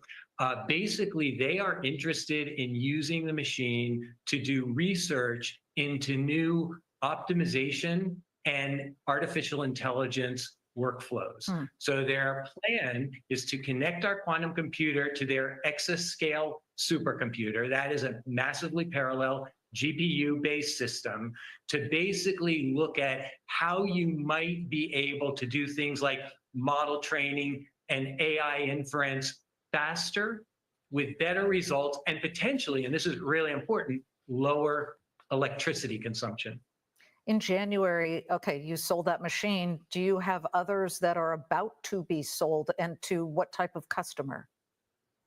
Yeah, so that machine was sold, frankly, as a result of the quantum supremacy work that we did. That work caught the attention of the supercomputer community and national labs around the world, with a realization that these systems could be used to do some very interesting deep research into new areas. Jülich was the first to approach us about purchasing a system. And we completed that transaction at the end of last year and delivered the system to them this quarter and announced record revenue this quarter as a result of the delivery of that system. We now have a number of other institutions that have approached us with interest in potentially purchasing a system as well. But as I'm sure you can understand, these are long lead time sales cycles because of the fact that the systems are quite pricey, anywhere from $20 to $40 million for a system. All right, so that's what we got from Mr.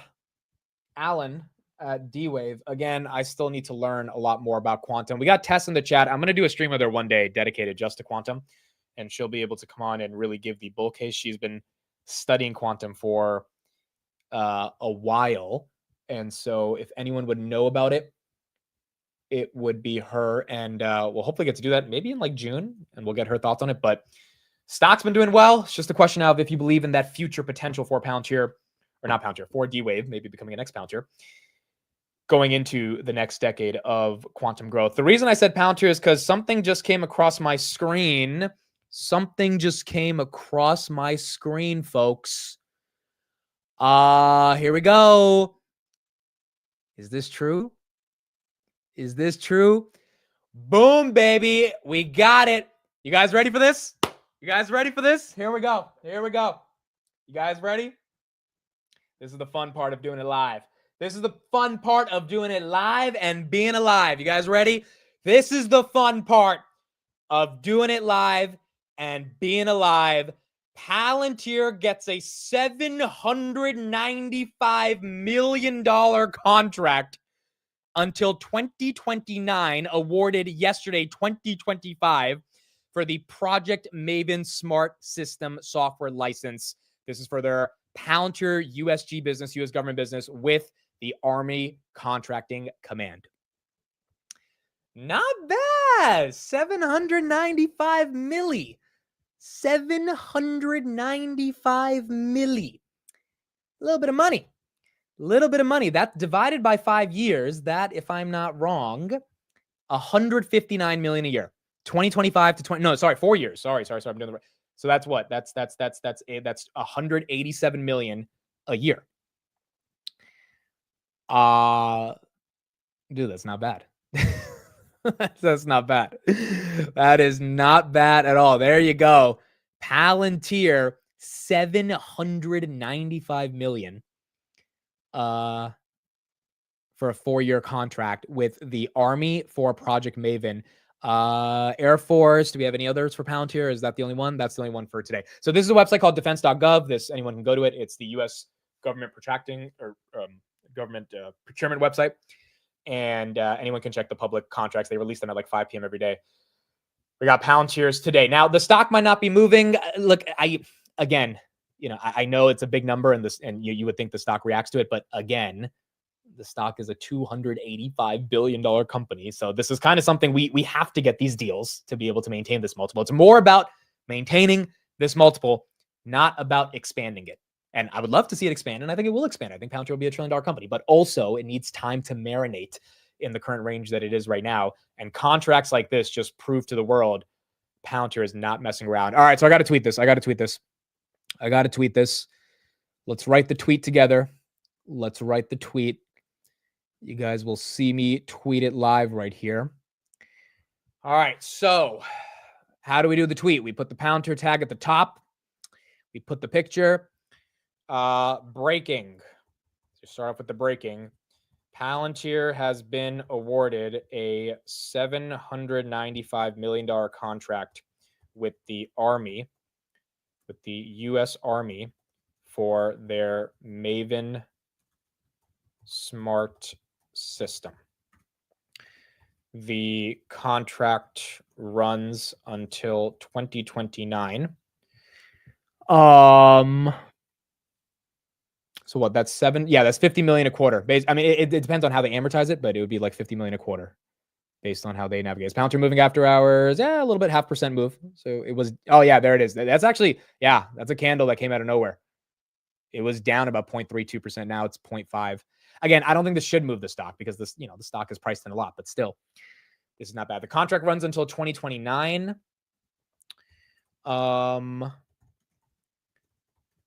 Let's see. Let me see if I can add a little bit more detail to this tweet around Palantir.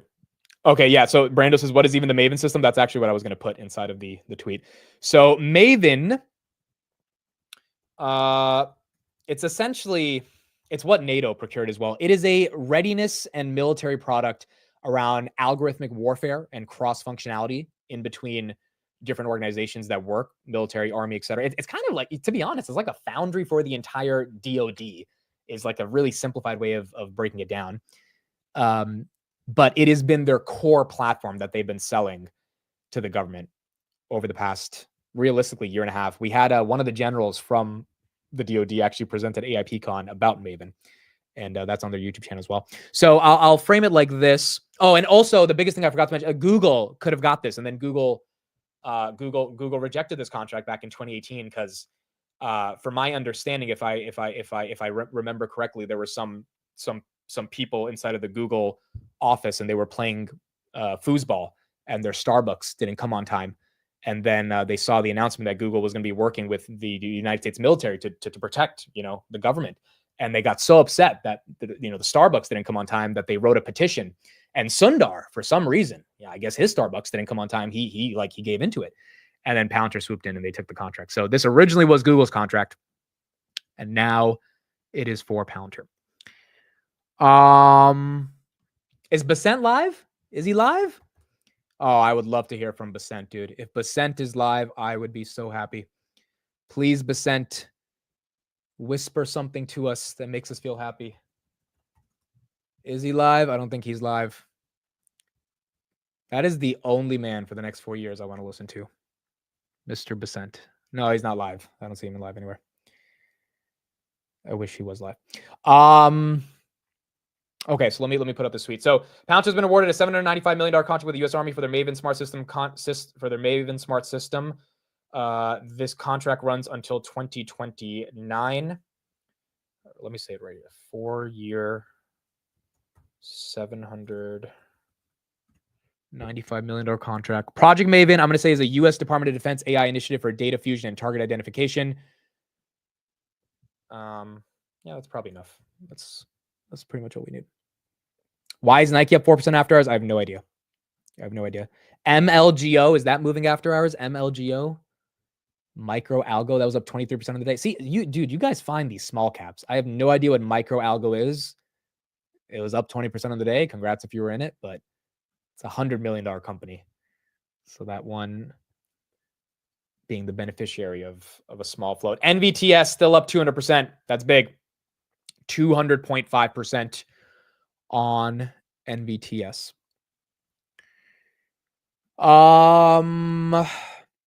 Oh, we got do we see this right here? Hold on, let me pull this up.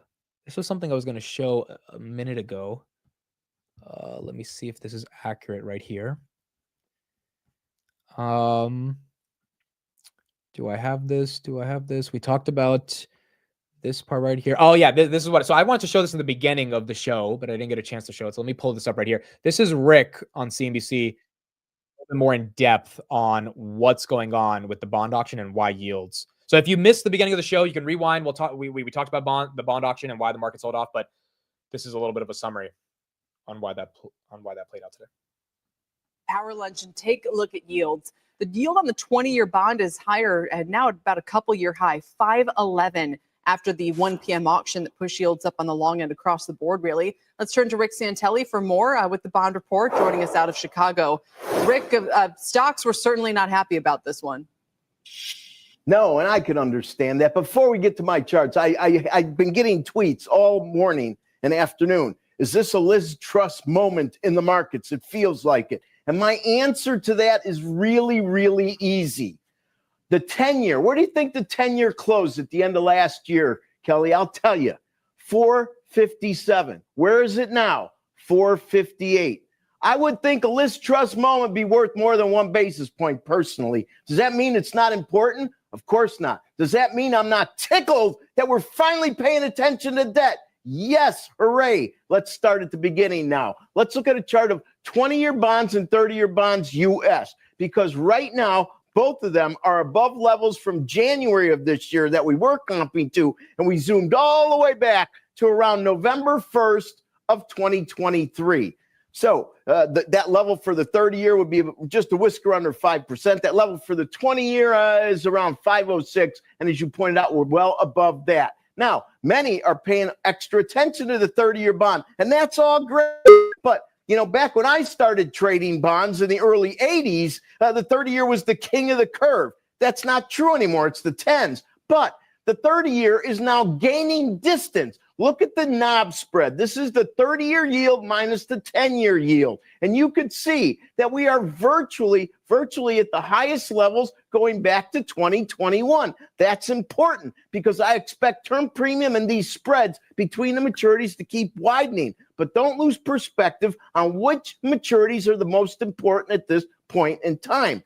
Everybody was looking at the close today with the 30-year Japanese government bond. It closed at 313. They first had an issuance of this bond in September of 1999, which that chart goes back to. You see what it looks like? Of course, we have blown through all the yields. We're higher than ever before. Now, let's keep that date, SEP of 1999, and look at the dollar yen based on the interest rate differential for foreign exchange. And notice, we're at 143 and change. Notice how 140 has been a bottom for years. And notice how historically it's a very lofty level for the dollar still. And that's important to keep in mind. Take a macro view when everybody's hair is on fire. Kelly, back to you. Rick trying to calm everybody down. And just, you know, I'll get used to it at some point.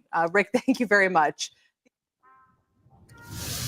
So if I turned off, so that's what we got for the bond market. Rick again has been trying to talk about this for a long time. I just posted it for those that want to retweet it. I just posted it now, and you know now that the bond market is actually screaming, I guess Rick is happy that people are paying attention. But it did take a move like this today to get the momentum out of stocks and realistically also out of bonds, given the yields spiked higher. Okay, here's the Nike and Amazon news. Amazon plans to start selling Nike products with supplies coming directly from the company. An Amazon spokesperson confirmed on Wednesdays. That's why Nike was up 4%. Nike is up 3% after hours. Amazon plans to start selling Nike products with supplies coming directly from the company. Is that a way to get through tariffs? Is that a way to get through tariffs? Is that? That's interesting. All right. Well, that's good for Nike, I guess. Stocks liking it up 3% after hours. And then Amazon right here, up 1.4 or down 1.4% on the day. All right. So that's why Nike was up. Someone was asking why Nike was up. That is the reason why we had Nike up today. Yeah, not from China. I feel like that's a way to avoid the tariffs to an extent. Or yeah, they don't have to worry about the resellers by doing it that way. Kind of like that. I mean, that's kind of like at least a hack that I'm sure Amazon's probably exploring this with a lot of their vendors, especially the big ones on their platform like Nike, on how the hell they can, they can avoid at least some of the tariffs that we're seeing right now. Okay. I think that was the main stuff. Did you hear about the EU trade deal with the US? Yes, we talked about that in the morning. Really didn't make the headlines based on everything else we had to deal with today. But yeah, that is something that I heard about. Basen's actually speaking to the German chancellor today. So any statement from him on that maybe can calm down the bond market as well. All right. So last thing I'll talk about is the Hims podcast, because you guys are asking me what do I think about Hims. Cole says, I am less bullish on Hims after the podcast. Okay. So Cole, why?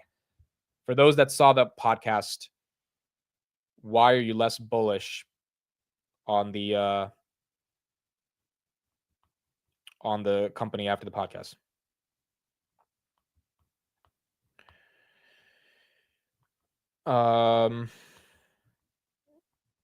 One second, guys. I just have to text this person.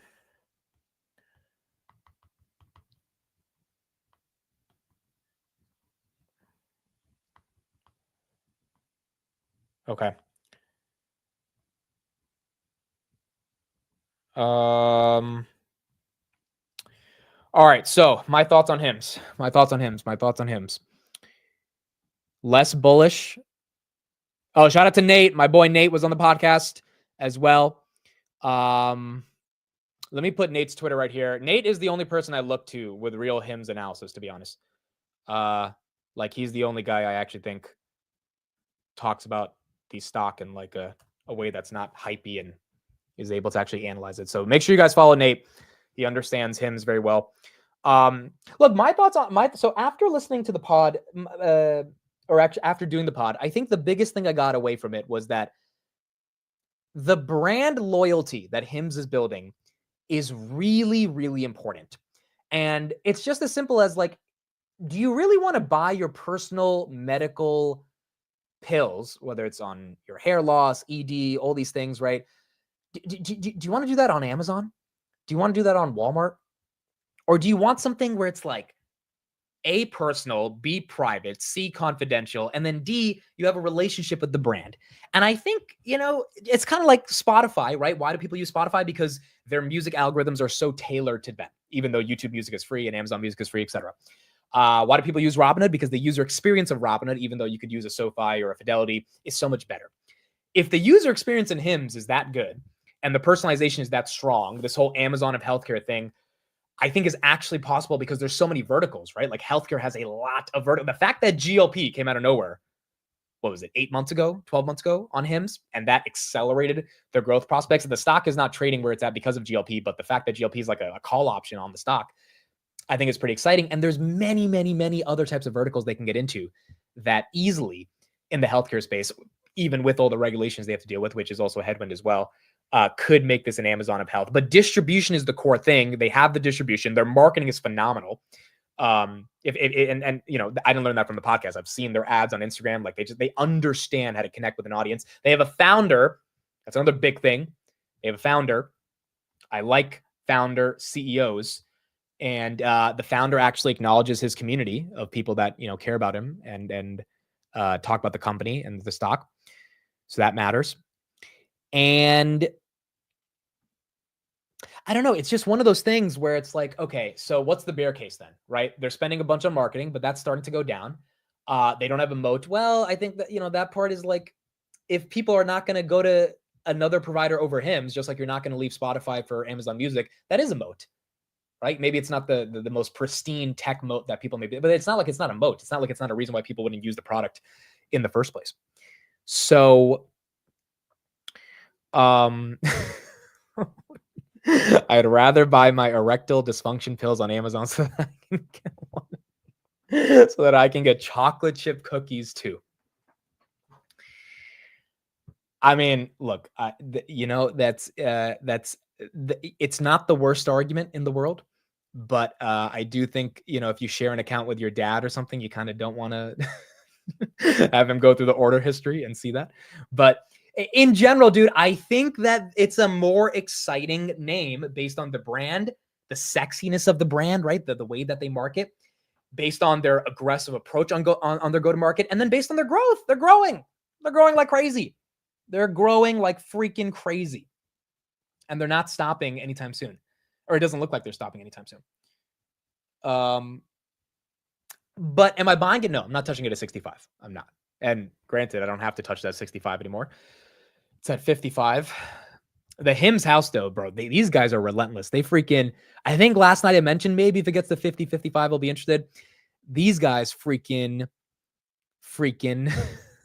They said Hims is now getting to Amit is Investing's buy zone. They are relentless.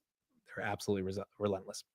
I don't know, dude. If I buy it, I'll let you guys know. But I do think the entire market is a bit overextended. I think Robinhood's a bit overextended. I would not be surprised to see Hims back at 45.50, Robinhood back at 50.55.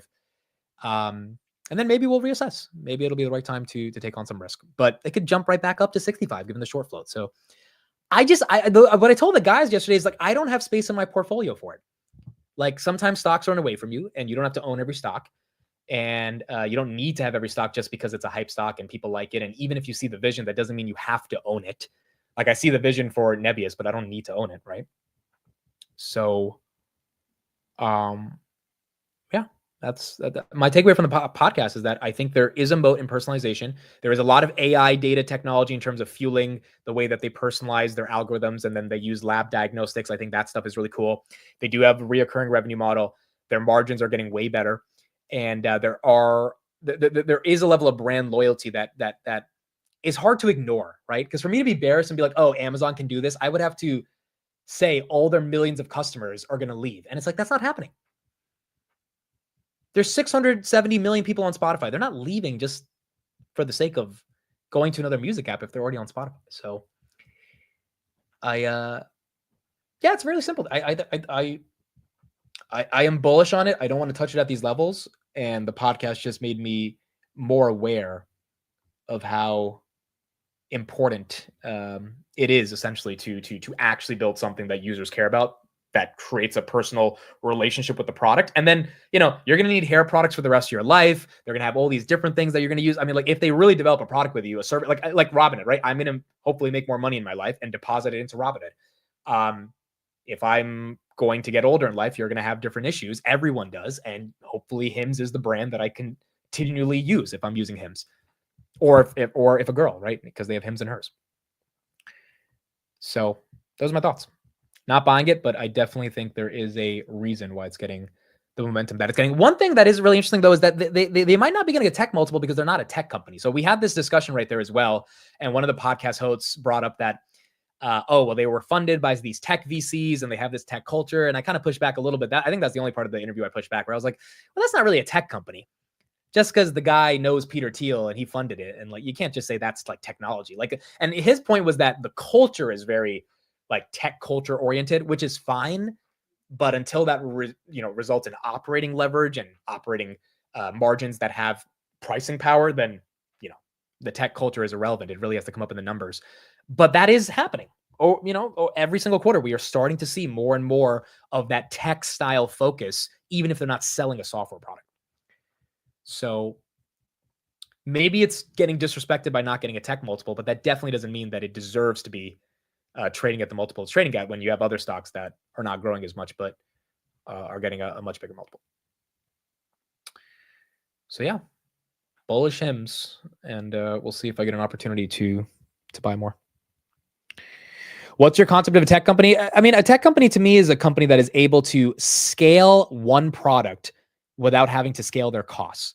I think that's the easiest way you boil it down. So Robinhood, they have 90% fixed costs because they built the brokerage, and then they can offer services on top of it that scale.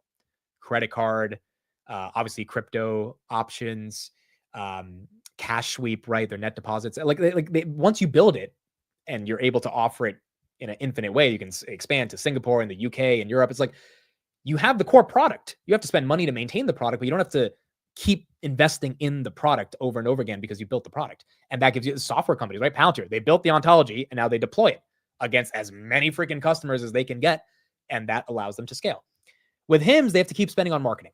They have to keep spending on advertising to get you to come in. That's not really technology to me, right? And they're definitely not selling a tech product. However, if the brand loyalty is so good that they were spending $500 million in marketing last year, and now they only have to spend $250 million because they have figured out a way to not only make their cost fixed, but to enable some relationship with the user that allows them to either increase their average order value, increase their lifetime value, all of the core characteristics of these e-com companies that leverage technology, then I can't deny that it doesn't have technology characteristics.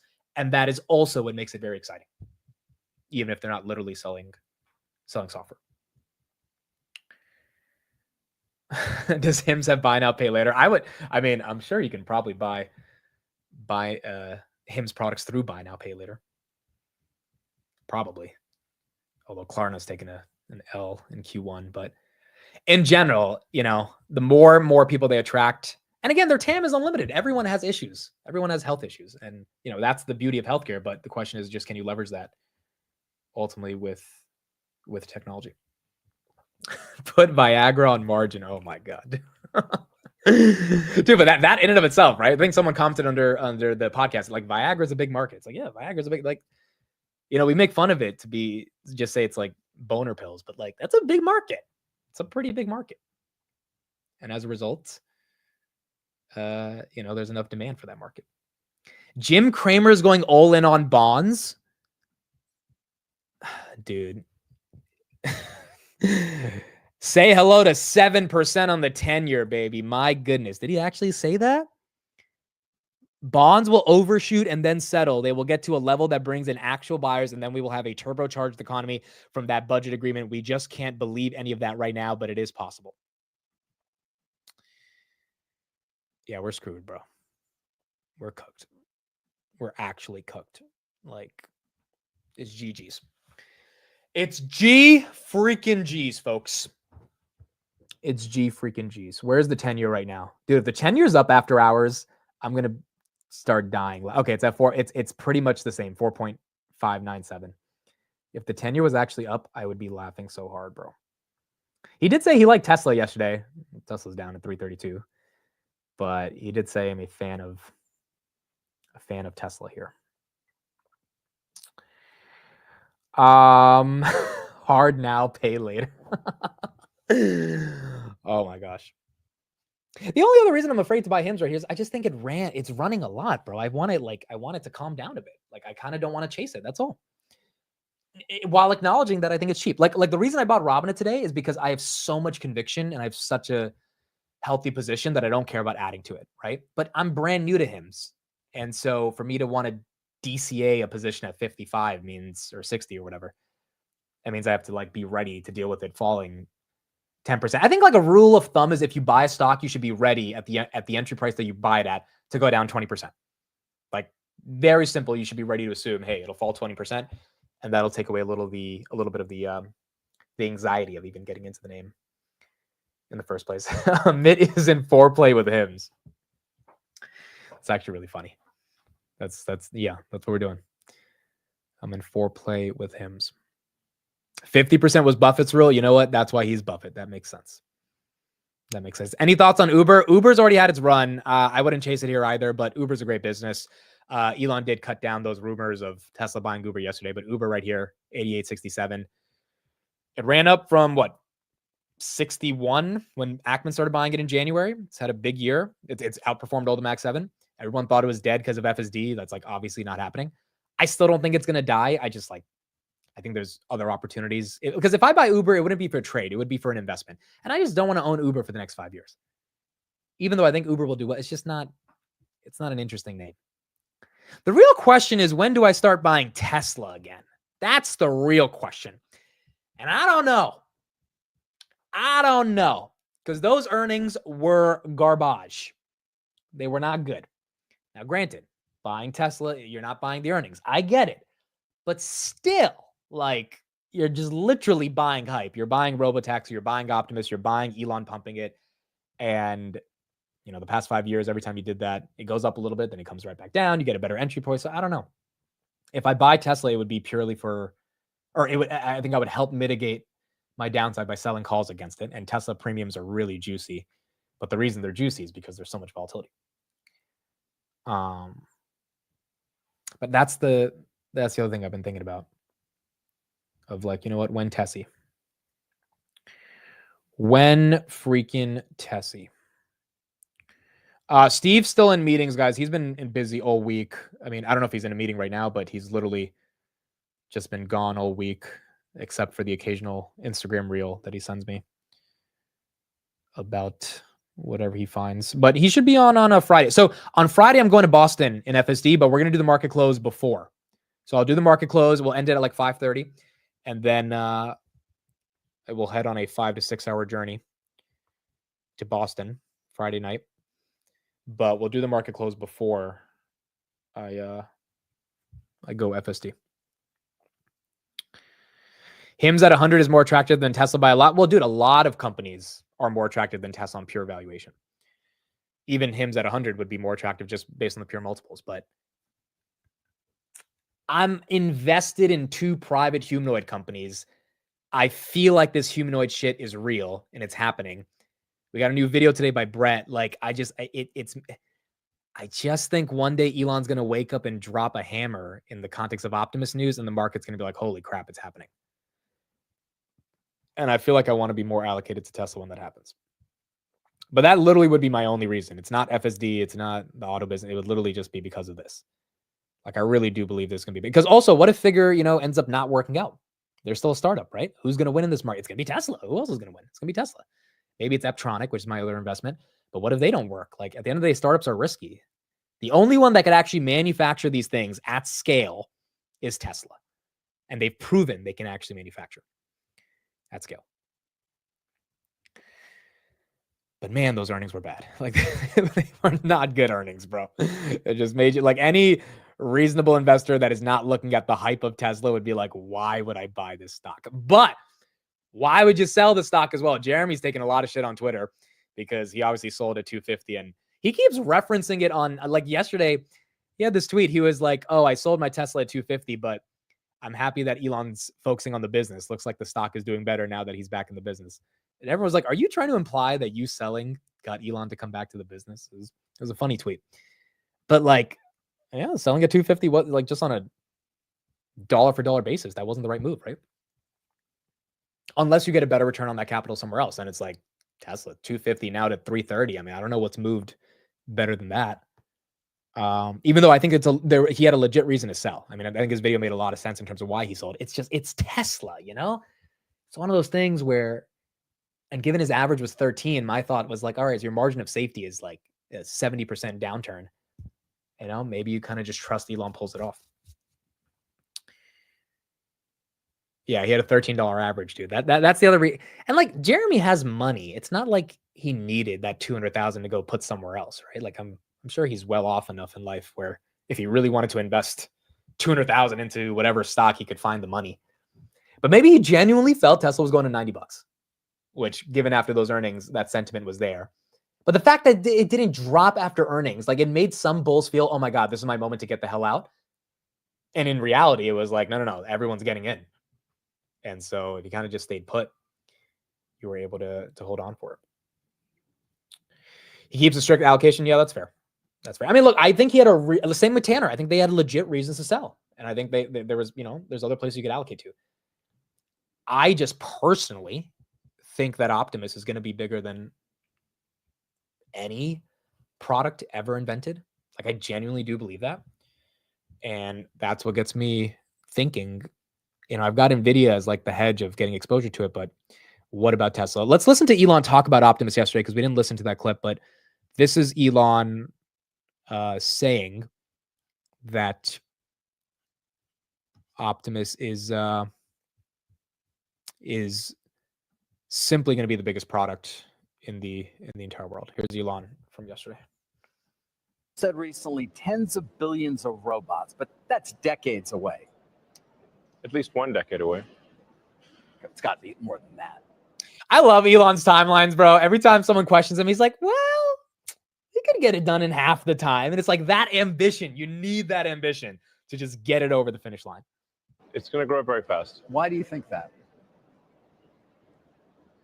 I think humanoid robots will be the biggest product ever. The demand will be insatiable. You said that everyone's going to want one. It's like basically who wouldn't want their own personal C-3PO R2-D2? No, everyone's going to want one. You've said that, and you know your goal. You've also said is to produce 1 million robots. I think by 2030. That's what I had you on the record as saying. I think that's a reasonable target. And then start towards sustainable abundance, which you can get into. But you know, I wonder. We've been talking about autonomous and how long it takes to train the automobile to be able to be the equivalent of or exceed human capabilities. But what about these robots? To the extent that how much training are they going to need to actually be able to do various different types of tasks? Isn't that something that's going to take a long time? Yeah. Yes, it's going to take a lot of compute resources, and it'll take time. I think there's certain threshold breakthroughs that we think we can achieve, where if Optimus can watch videos, YouTube videos or how-to videos or whatever, and based on that video, just like a human can, learn how to do that thing, then you really have task extensibility that is dramatic. Because then it can learn anything very quickly. So I think we'll get there in the next. We're not there yet, though. We're not there yet. You're relying on a significant uptick in terms of learning and training. Yeah, no, that's why I'm calling it a very significant threshold. Would be the ability to learn from watching a video. Right. But at the point as opposed to watching a human, right? Or having a human sort of train it right now with a task. I mean. Right now, we're training Optimus to do like primitive tasks where a human in a kind of a what's called a mocap suit is and sort of cameras on the head is moving in the way that the robot would move to say pick up an object or open a door or the basic tasks, throw a ball, dance, and we need to I think that's needed to sort of bootstrap the intelligence so you can have the basic functions. Then where I think it gets very interesting and very much like humans is that you want the robot to self-play. Right. So you say, how does a child learn? Well, a child has toys. A child plays with the toys, plays with the blocks. At some point figures out how to put the triangle in the triangle hole and the circle in the circle hole. By doing it over and over again. And this self-play, once you have a lot of robots, you can do this self-play, which is that you just put the robot in a room with toys and have the robot literally have the robot play with toys. And it will learn. Yeah. And you have to have a reward function, say like, okay, the goal of the robot is to put, that classic child's toy, you put the circle in the circle hole, the square in the square hole, triangle in the triangle hole, and keep doing it until it works. And the reward function is succeeding. And there are no advances needed to accomplish that now? I mean, no advances in AI or just compute and things of that nature that can happen? There are some advances needed, but I don't think these are insurmountable. I think we can solve these things in the next few years. I mean, look, if Elon does this with Optimus, then I don't know. I just think there's a broader opportunity for this market, and eventually I think everyone's going to want to have more exposure, but it will take time. It's not going to happen overnight for Tesla, and obviously in a volatile market there can be better opportunities to get in as well, but realistically it depends on how quick they want to expand Optimus. HIMS right here down 4.7%, dude. This one's getting hit. I don't know if it's because of that UNH news. D-Wave down 3% after hours. Someone's saying insider selling. Is that it? D-Wave. Let me check. D-Wave financials, quarterly results, SEC filings. May 21st, that's today, right? Okay, how much did they sell? All right, so we had one guy sell 311,000 shares. We had another guy sell 112,000 shares. And we had another guy sell 848,000 shares. The CEO sold basically $15 million worth of stock. Yeah, it is. I mean, dude, if I was the CEO, so would I. Like, that's not really a bear case. I could understand why it's selling off after hours based on this. It's a low float stock, heavily shorted. You know, people are going to see that as a sign of lack of confidence in the company. I don't think that really necessarily means the CEO is not confident. I also don't know how many shares he owns, but yeah, you do have some insiders taking some profits here. I mean, look, the stock's up a lot. It's up 200% the past month. Like, yeah, people are gonna take some profits. People are going to take some profits.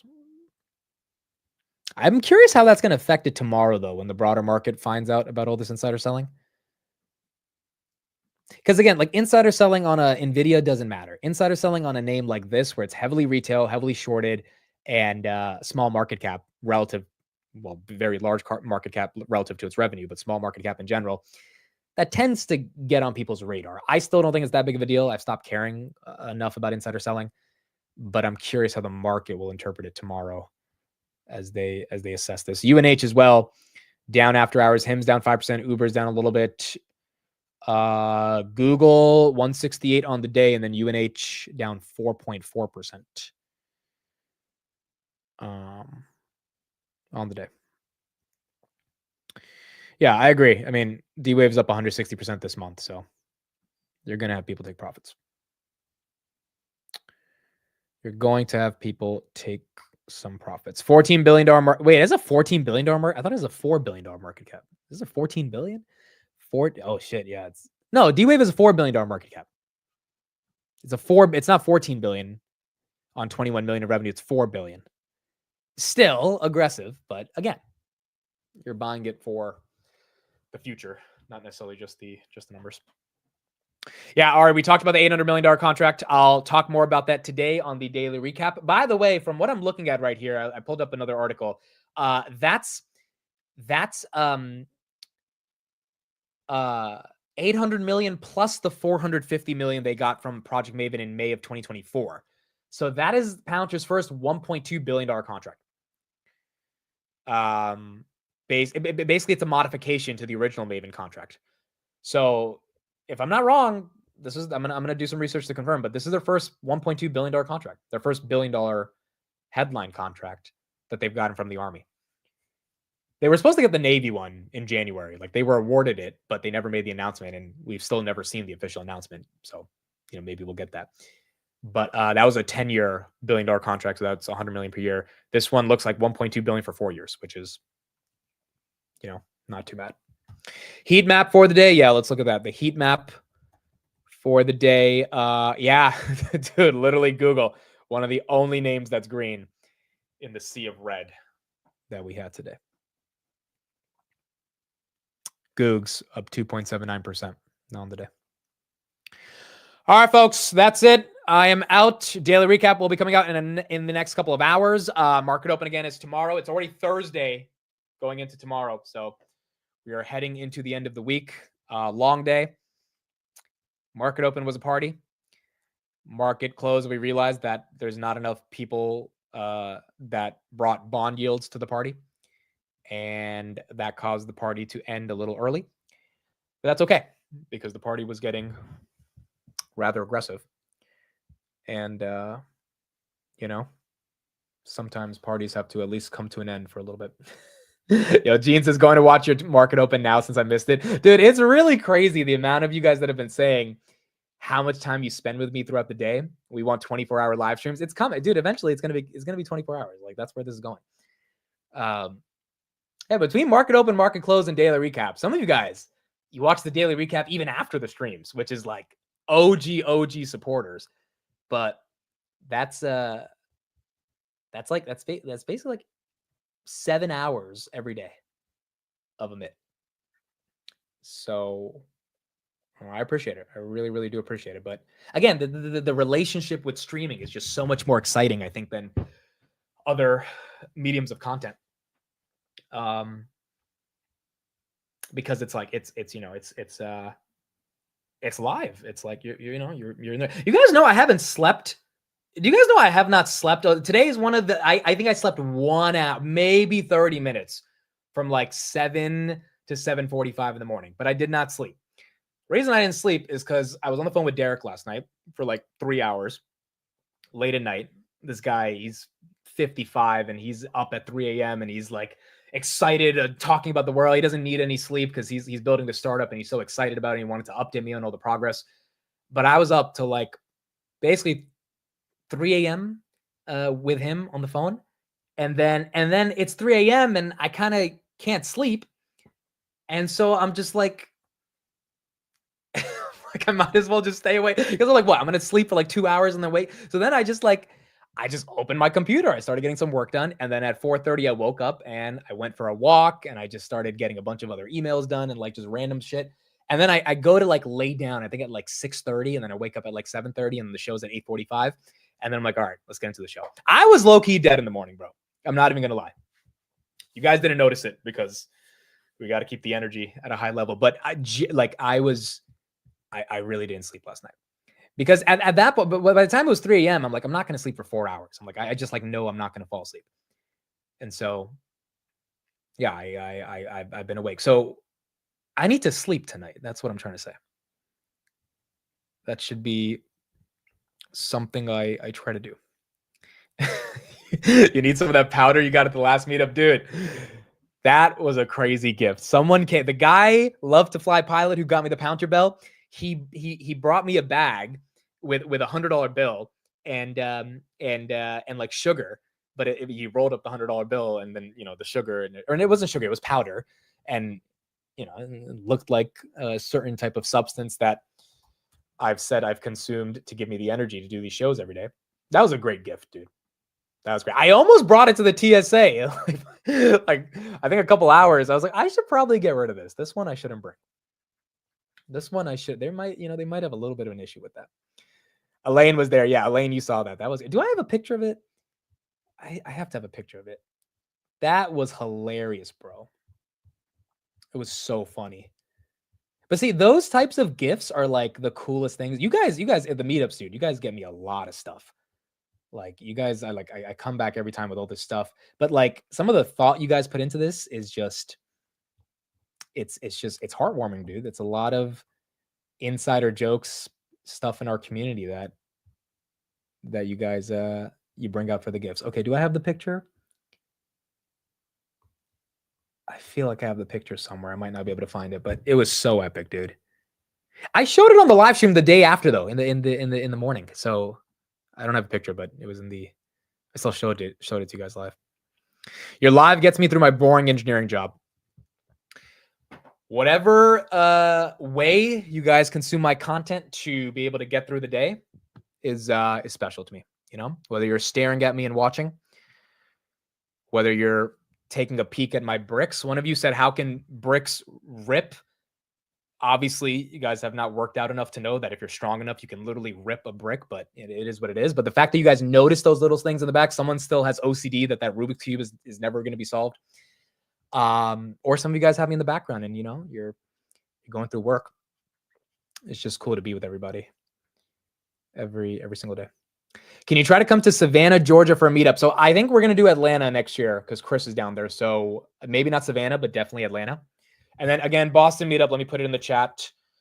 For those that want to sign up to that, you got about 2 days left if you're in the region. And then Saturday we have the meetup. But yeah, we'll definitely be doing Georgia. Next year, Singapore is a priority. Texas, if we don't do it this year, is going to be a priority next year. London, if we don't do it this year, will be a priority next year. Oh, Miami. So one of the things I was talking about with Derek is the meetup in Miami. This is not confirmed. Not confirmed. I don't know how it's going to play out. But he wants to do it in his like apartment location area.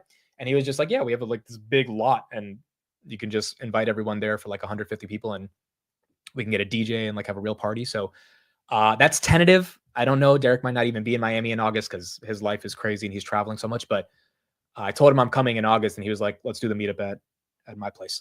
So And Derek lives in a really nice spot. He lives in a nice spot. So if we do get to do the meetup that way, that would be really cool. If not, I think I have enough connects in Miami. A lot of you guys have hit me up where we should be able to find like a nice location, like a private location where everyone, just like we did in Toronto. And I think it'll be fun. So Miami should be a fun one. It should be a very fun one. JS says, bro, your live streams got me through the worst breakup I ever experienced. I'm sorry for the breakup. A lot of you guys, ironically, that keep watching me every day might end up breaking up with your girl because they're getting a bit upset that you're spending time with me. But yeah, dude, we all go through life shit, right? We all go through life shit. Like breakup, family issues. Like sometimes you need a form of escapism. You just need a form of finding a way to escape reality, because reality is tough sometimes. And content obviously is a gateway. And then I think the community part of the content also is really cool, right? Because you can talk to other people as well in the community. My GF doesn't know about us. The amount of people I've met at the meetup where your wives or your girlfriends are there, and I always get to poke fun at them. I'm like, so do you like that I'm in the background every day? Like, and they have to end up admitting like, no, we've become fans of your corny jokes and stuff. I'm like, all right, there you go. There you go. At least you can tolerate me. So my husband likes to hear in the background. Okay, great. I appreciate that, Peggy. Tess says, I went through a breakup listening to Amit. Oh my gosh, dude. What's going to happen when I go through a breakup one day, dude? I don't even know, like, what am I going to, I feel like how am I going to, either I'm going to hide it from you guys or I'm going to vent it. I might be so passive aggressive, bro. It might just like end up, you guys might be like, hey, are you going through something right now? You know? I don't know. That would be funny. That would be funny. Have I gone through any crazy shit over the past? Well, actually, see, the stream for me is also a form of escapism, right? Because my family had some health stuff in 2023. And honestly, I've never actually publicly talked about it, but I talked about my dad had open heart surgery. I talked about that, but he had another thing that I never talked about. And it happened a couple months after he had heart surgery. So, but that wasn't a tough time in regards of like, I was feeling alone or sad or anxious or anything. That was just like, I was dealing with it. And when I got on stream, I didn't think about it. So stream to me is also an escape from my reality as much as it could help you be an escape from your reality, right? Amit, are you buying Navitas? No, I'm not buying Navitas. It's up 200%, bro. I'm not chasing that. But shout out to you if you're in the name. But yeah, I think in general, man, like streaming is a really unique relationship, and it allows people to escape reality and and find a community. And again, I keep using the word community, but it's real. Like when you have a real community, it's just special. And a finance community is rooted in what I would say the pursuit of self-sovereignty, which is a fancy philosophical way of saying like embracing yourself. And how do you embrace yourself? One of the ways is you have more money. Like you have economic mobility. Your ability to change your economic positioning in life changes everything. This was my argument on the debate against the stupid Denmark girl who somehow found a way to beat me. But like my argument was it like a lot of these ancillary things we focus on don't matter. What matters is how much is in your bank account. Now that doesn't mean you get obsessed with money, but that does mean that once your basic needs are taken care of, once you're able to have disposable income, once you're able to have investable income, like things change in life. Your whole mindset changes about life. You start thinking of, hey, how can I acquire assets? How can I diversify my investments? How can I do this? Like it is a level of true sovereignty when you look at your portfolio. I don't care if it's a 100,000 portfolio, $1 million portfolio, or a $10,000 portfolio. And these are my assets. I own this shit. It's mine. And I can swipe up or down to get rid of it. To me, it's empowering. It is very empowering. You escape reality to dive into the swings of the emotions of the market. Exactly. That's exactly what I do. Rick, thank you for the $10 super chat. I spent 10 hours on YouTube every day, and I think half of them are spent on your content. Keep up the good work. Rick, thank you for being here, man. It really, really, really does mean a lot. It's just super cool, dude. It's super cool doing this every day. Why don't I see any news on the Palantir contract? It came out after hours. I'm sure the business media will report on it tomorrow morning on Twitter. I posted about it, so you can go to my Twitter and see it. But yeah, you'll get the business media probably talk about it probably around like 7 a.m. tomorrow. That's when all the press releases go out, and maybe later throughout the day as well. But again, I don't know if that's going to move the stock, dude. Again, the stock is, the stock's moved a lot. So these are things we need, but it's not necessarily stuff that are necessarily going to be market moving. Peggy says, for me, it's building a future in my sons and grandchildren. Yeah, dude, look, this is why that hedge fund dude who got upset at my mom for selling covered calls. I'm just like, this guy's a clown, bro. Like the idea that people should not try. Like there's this, have you guys heard of this? You guys have seen this clip, right? Wait, you might not have. He's a rapper, A$AP Rocky. And he has one of these clips about the idea of trying. When did it become cool to not try? And this to me, it's a motto I live my life by. When did it become cool to not try? And when you want to build a future for your wife and kids, or your family, or your grandparents, or your future generations, you want to change your own life, you have to try. And it's like when these hedge fund suit guys think that retail shouldn't even try. To me, it's like, all right, you're just a loser if you think people shouldn't have a chance to try. I'm a proud LSD user, and this guy comes trying to make a bliss and trying to make it ignorant, trying things. Suck a dick. Nobody gives a fuck about what you do. It doesn't matter. Yeah, I'm trying things. You tried it too. How you gonna knock somebody in the world for actually trying to do something? Trying. Since when has it become not cool to try? Fucking loser. Matter of fact, suck another dick. That's my mentality, bro. That's my mentality. It's like, when has it not become cool to try? And it's like when I see these hedge fund dudes who like wear a fancy suit in their profile picture and have anti-fascist in their description, I'm like, okay, so, and then he's like getting upset that retail investors are trying to learn about covered calls. It's like, what? You're getting upset? Again, I said this yesterday. My mom would slap the shit out of me if I told her, oh, mom, you shouldn't even try to learn about this. Like my mom does, bro, like she doesn't take that shit, bro. Like you tell her she can't do something, she will do it just to prove you wrong. And it took her a couple months to understand covered calls, but now that she got it and it's so empowering to her about learning how to do it. And then you have this quant who comes out of nowhere and is upset that a retail investor is learning about derivatives. It's like, dude, it is just, if that mentality existed, no one would even self-direct their own investments. No, yeah, anti-fascist telling people not to do things. Yeah, look at that, right? Like if the mentality was, oh, retail should just buy index funds, we wouldn't have a Palantir community, a Robinhood community, a Tesla community. Like these things wouldn't exist. Retail has to have their own purpose and mindset on how they think of the world, how they want to direct their own understanding of investing, and then take the risk with their capital, which Karp talks about all the time, right? The biggest risk you can take is as an individual investor with your own capital, and you have to allocate it. And you can have life-changing returns. It doesn't mean it doesn't involve luck. It doesn't mean that you're not going to make mistakes. I've blown up an account before, right? When I got into the markets in 2020, I thought some biotech was going to solve all the problems. Like you go through all these things, but you learn from it. And the idea that you shouldn't try to learn, I think is insanity.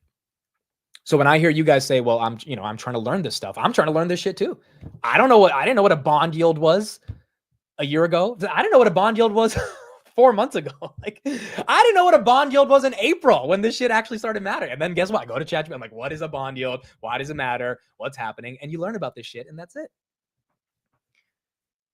You just always have to try.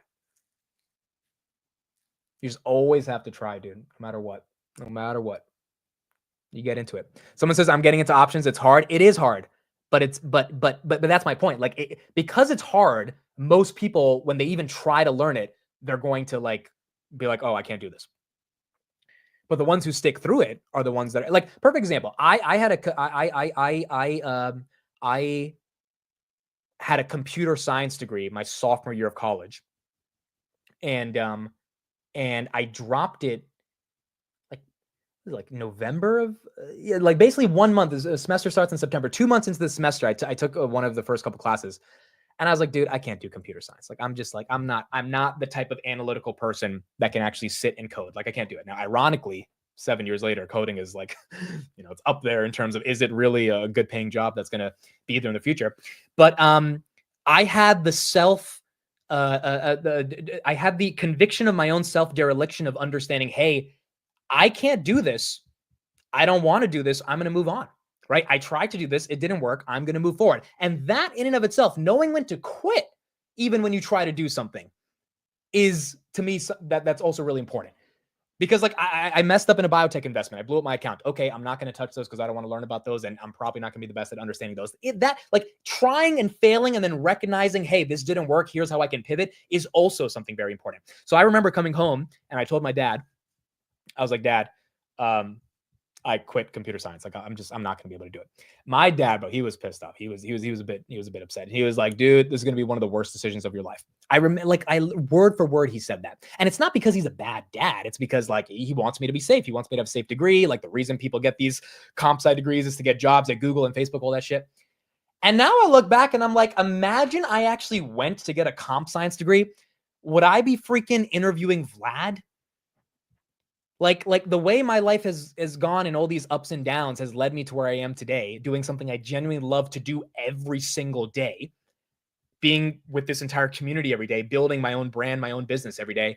That wouldn't have happened if I became a cog in the machine inside of Amazon working on AWS because I became a software engineer, which by the way, I would have sucked because my mind, as someone said in the chat, my mind is not meant for software engineer. Like I'm more creative. I'm more talking. I'm analyzing. I'm performative, obviously funny. And so software engineering, you just need to have a different type of personality and a different type of analytical framework. And I'm honest with myself that I couldn't do that. Like I couldn't be a basketball player. I wasn't tall enough. So I didn't go through basketball. After a couple of classes of software engineering, I was like, this is just not going to work. But even having the courage to admit, hey, something's not working, I'm going to pivot, I think is so important.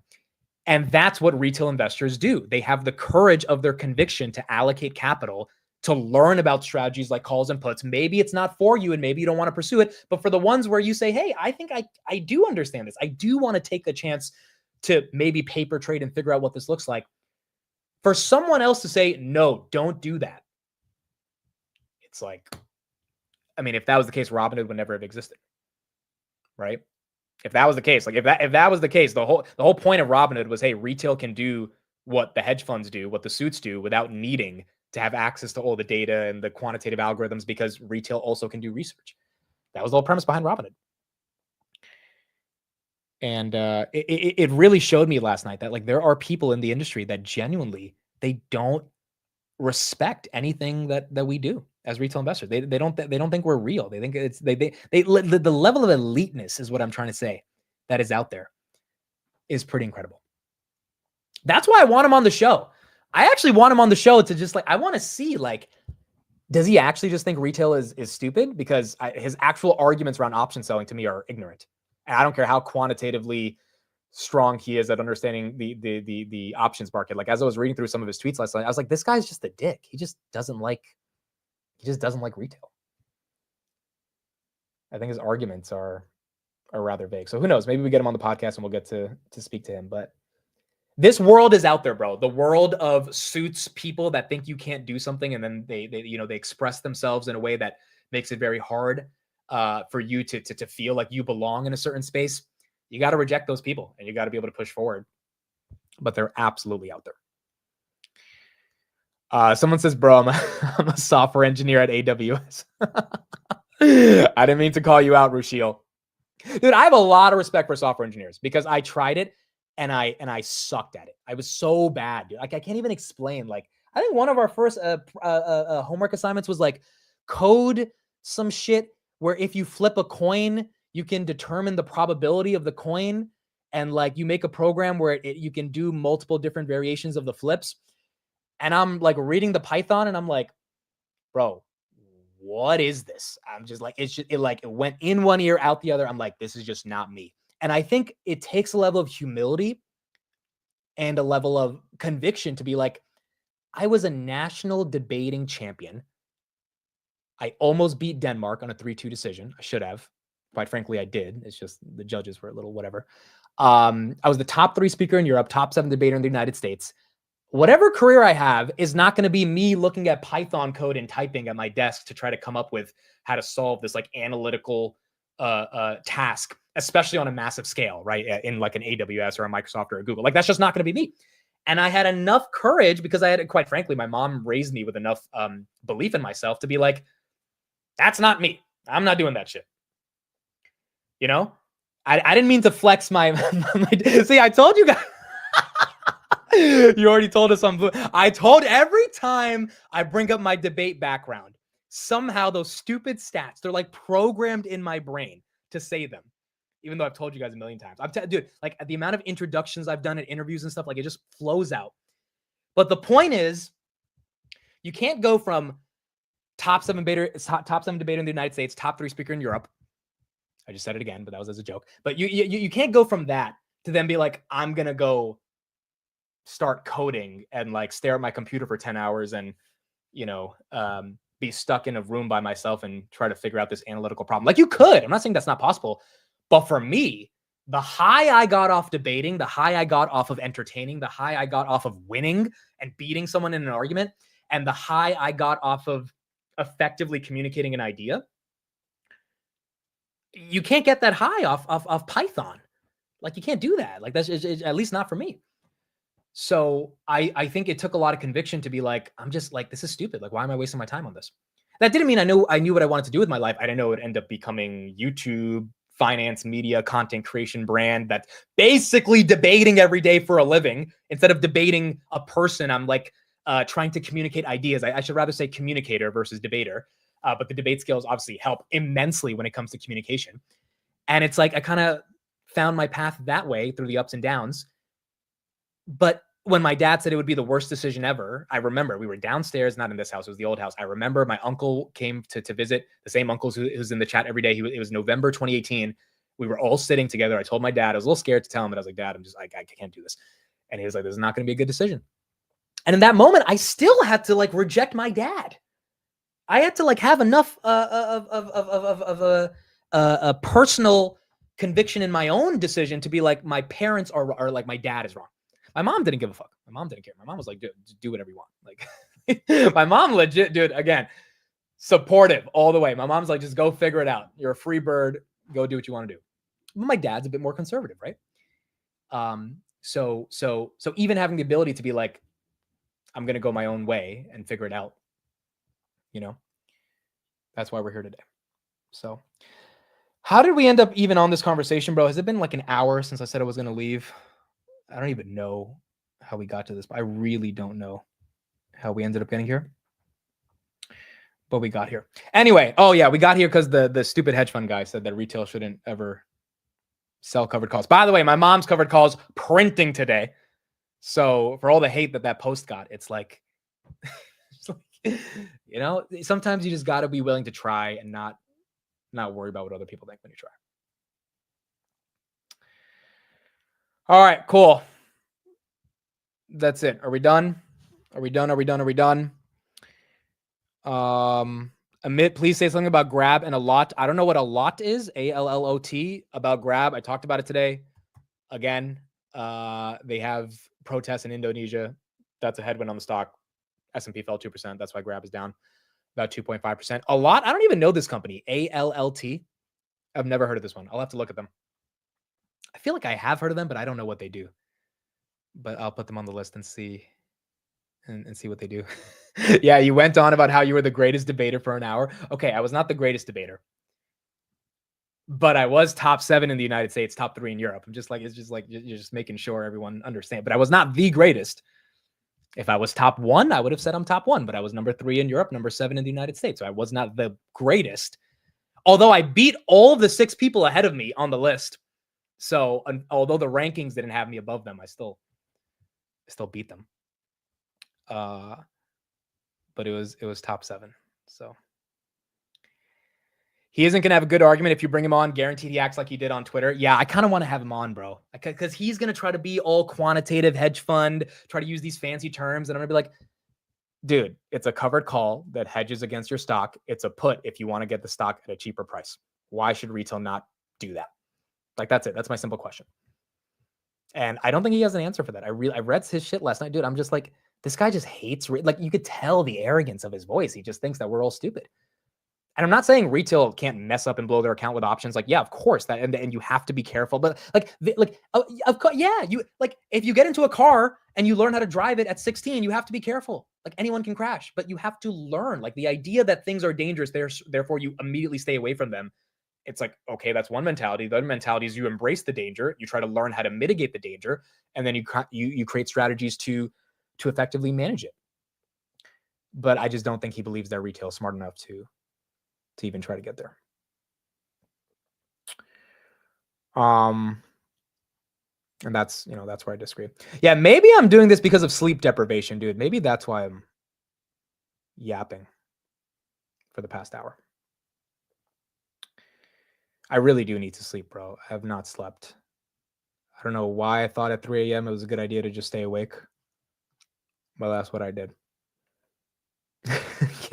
Can you remind us your debate rankings again? I forgot. Dude, you guys at Boston, you guys are someone's definitely going to tease me about this. Someone's definitely going to tease me. Oh, Pacer or Knicks? They play today, right? I got Knicks.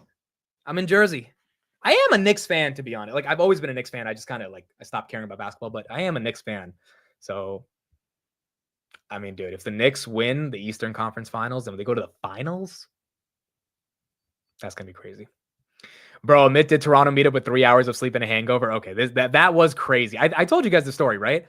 But we went to the club the night before in Toronto. Shout out to my boy Gerg. He took me to the club, and it was fun.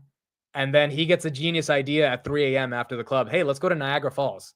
And I'm dead, bro. I know I have the meetup the next morning, but he, he's having me at his house. He's like hosting me all this stuff, and I'm like, all right, bro, let's go to Niagara Falls.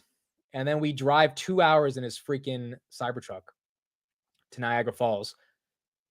We don't even really get to see the falls of Niagara.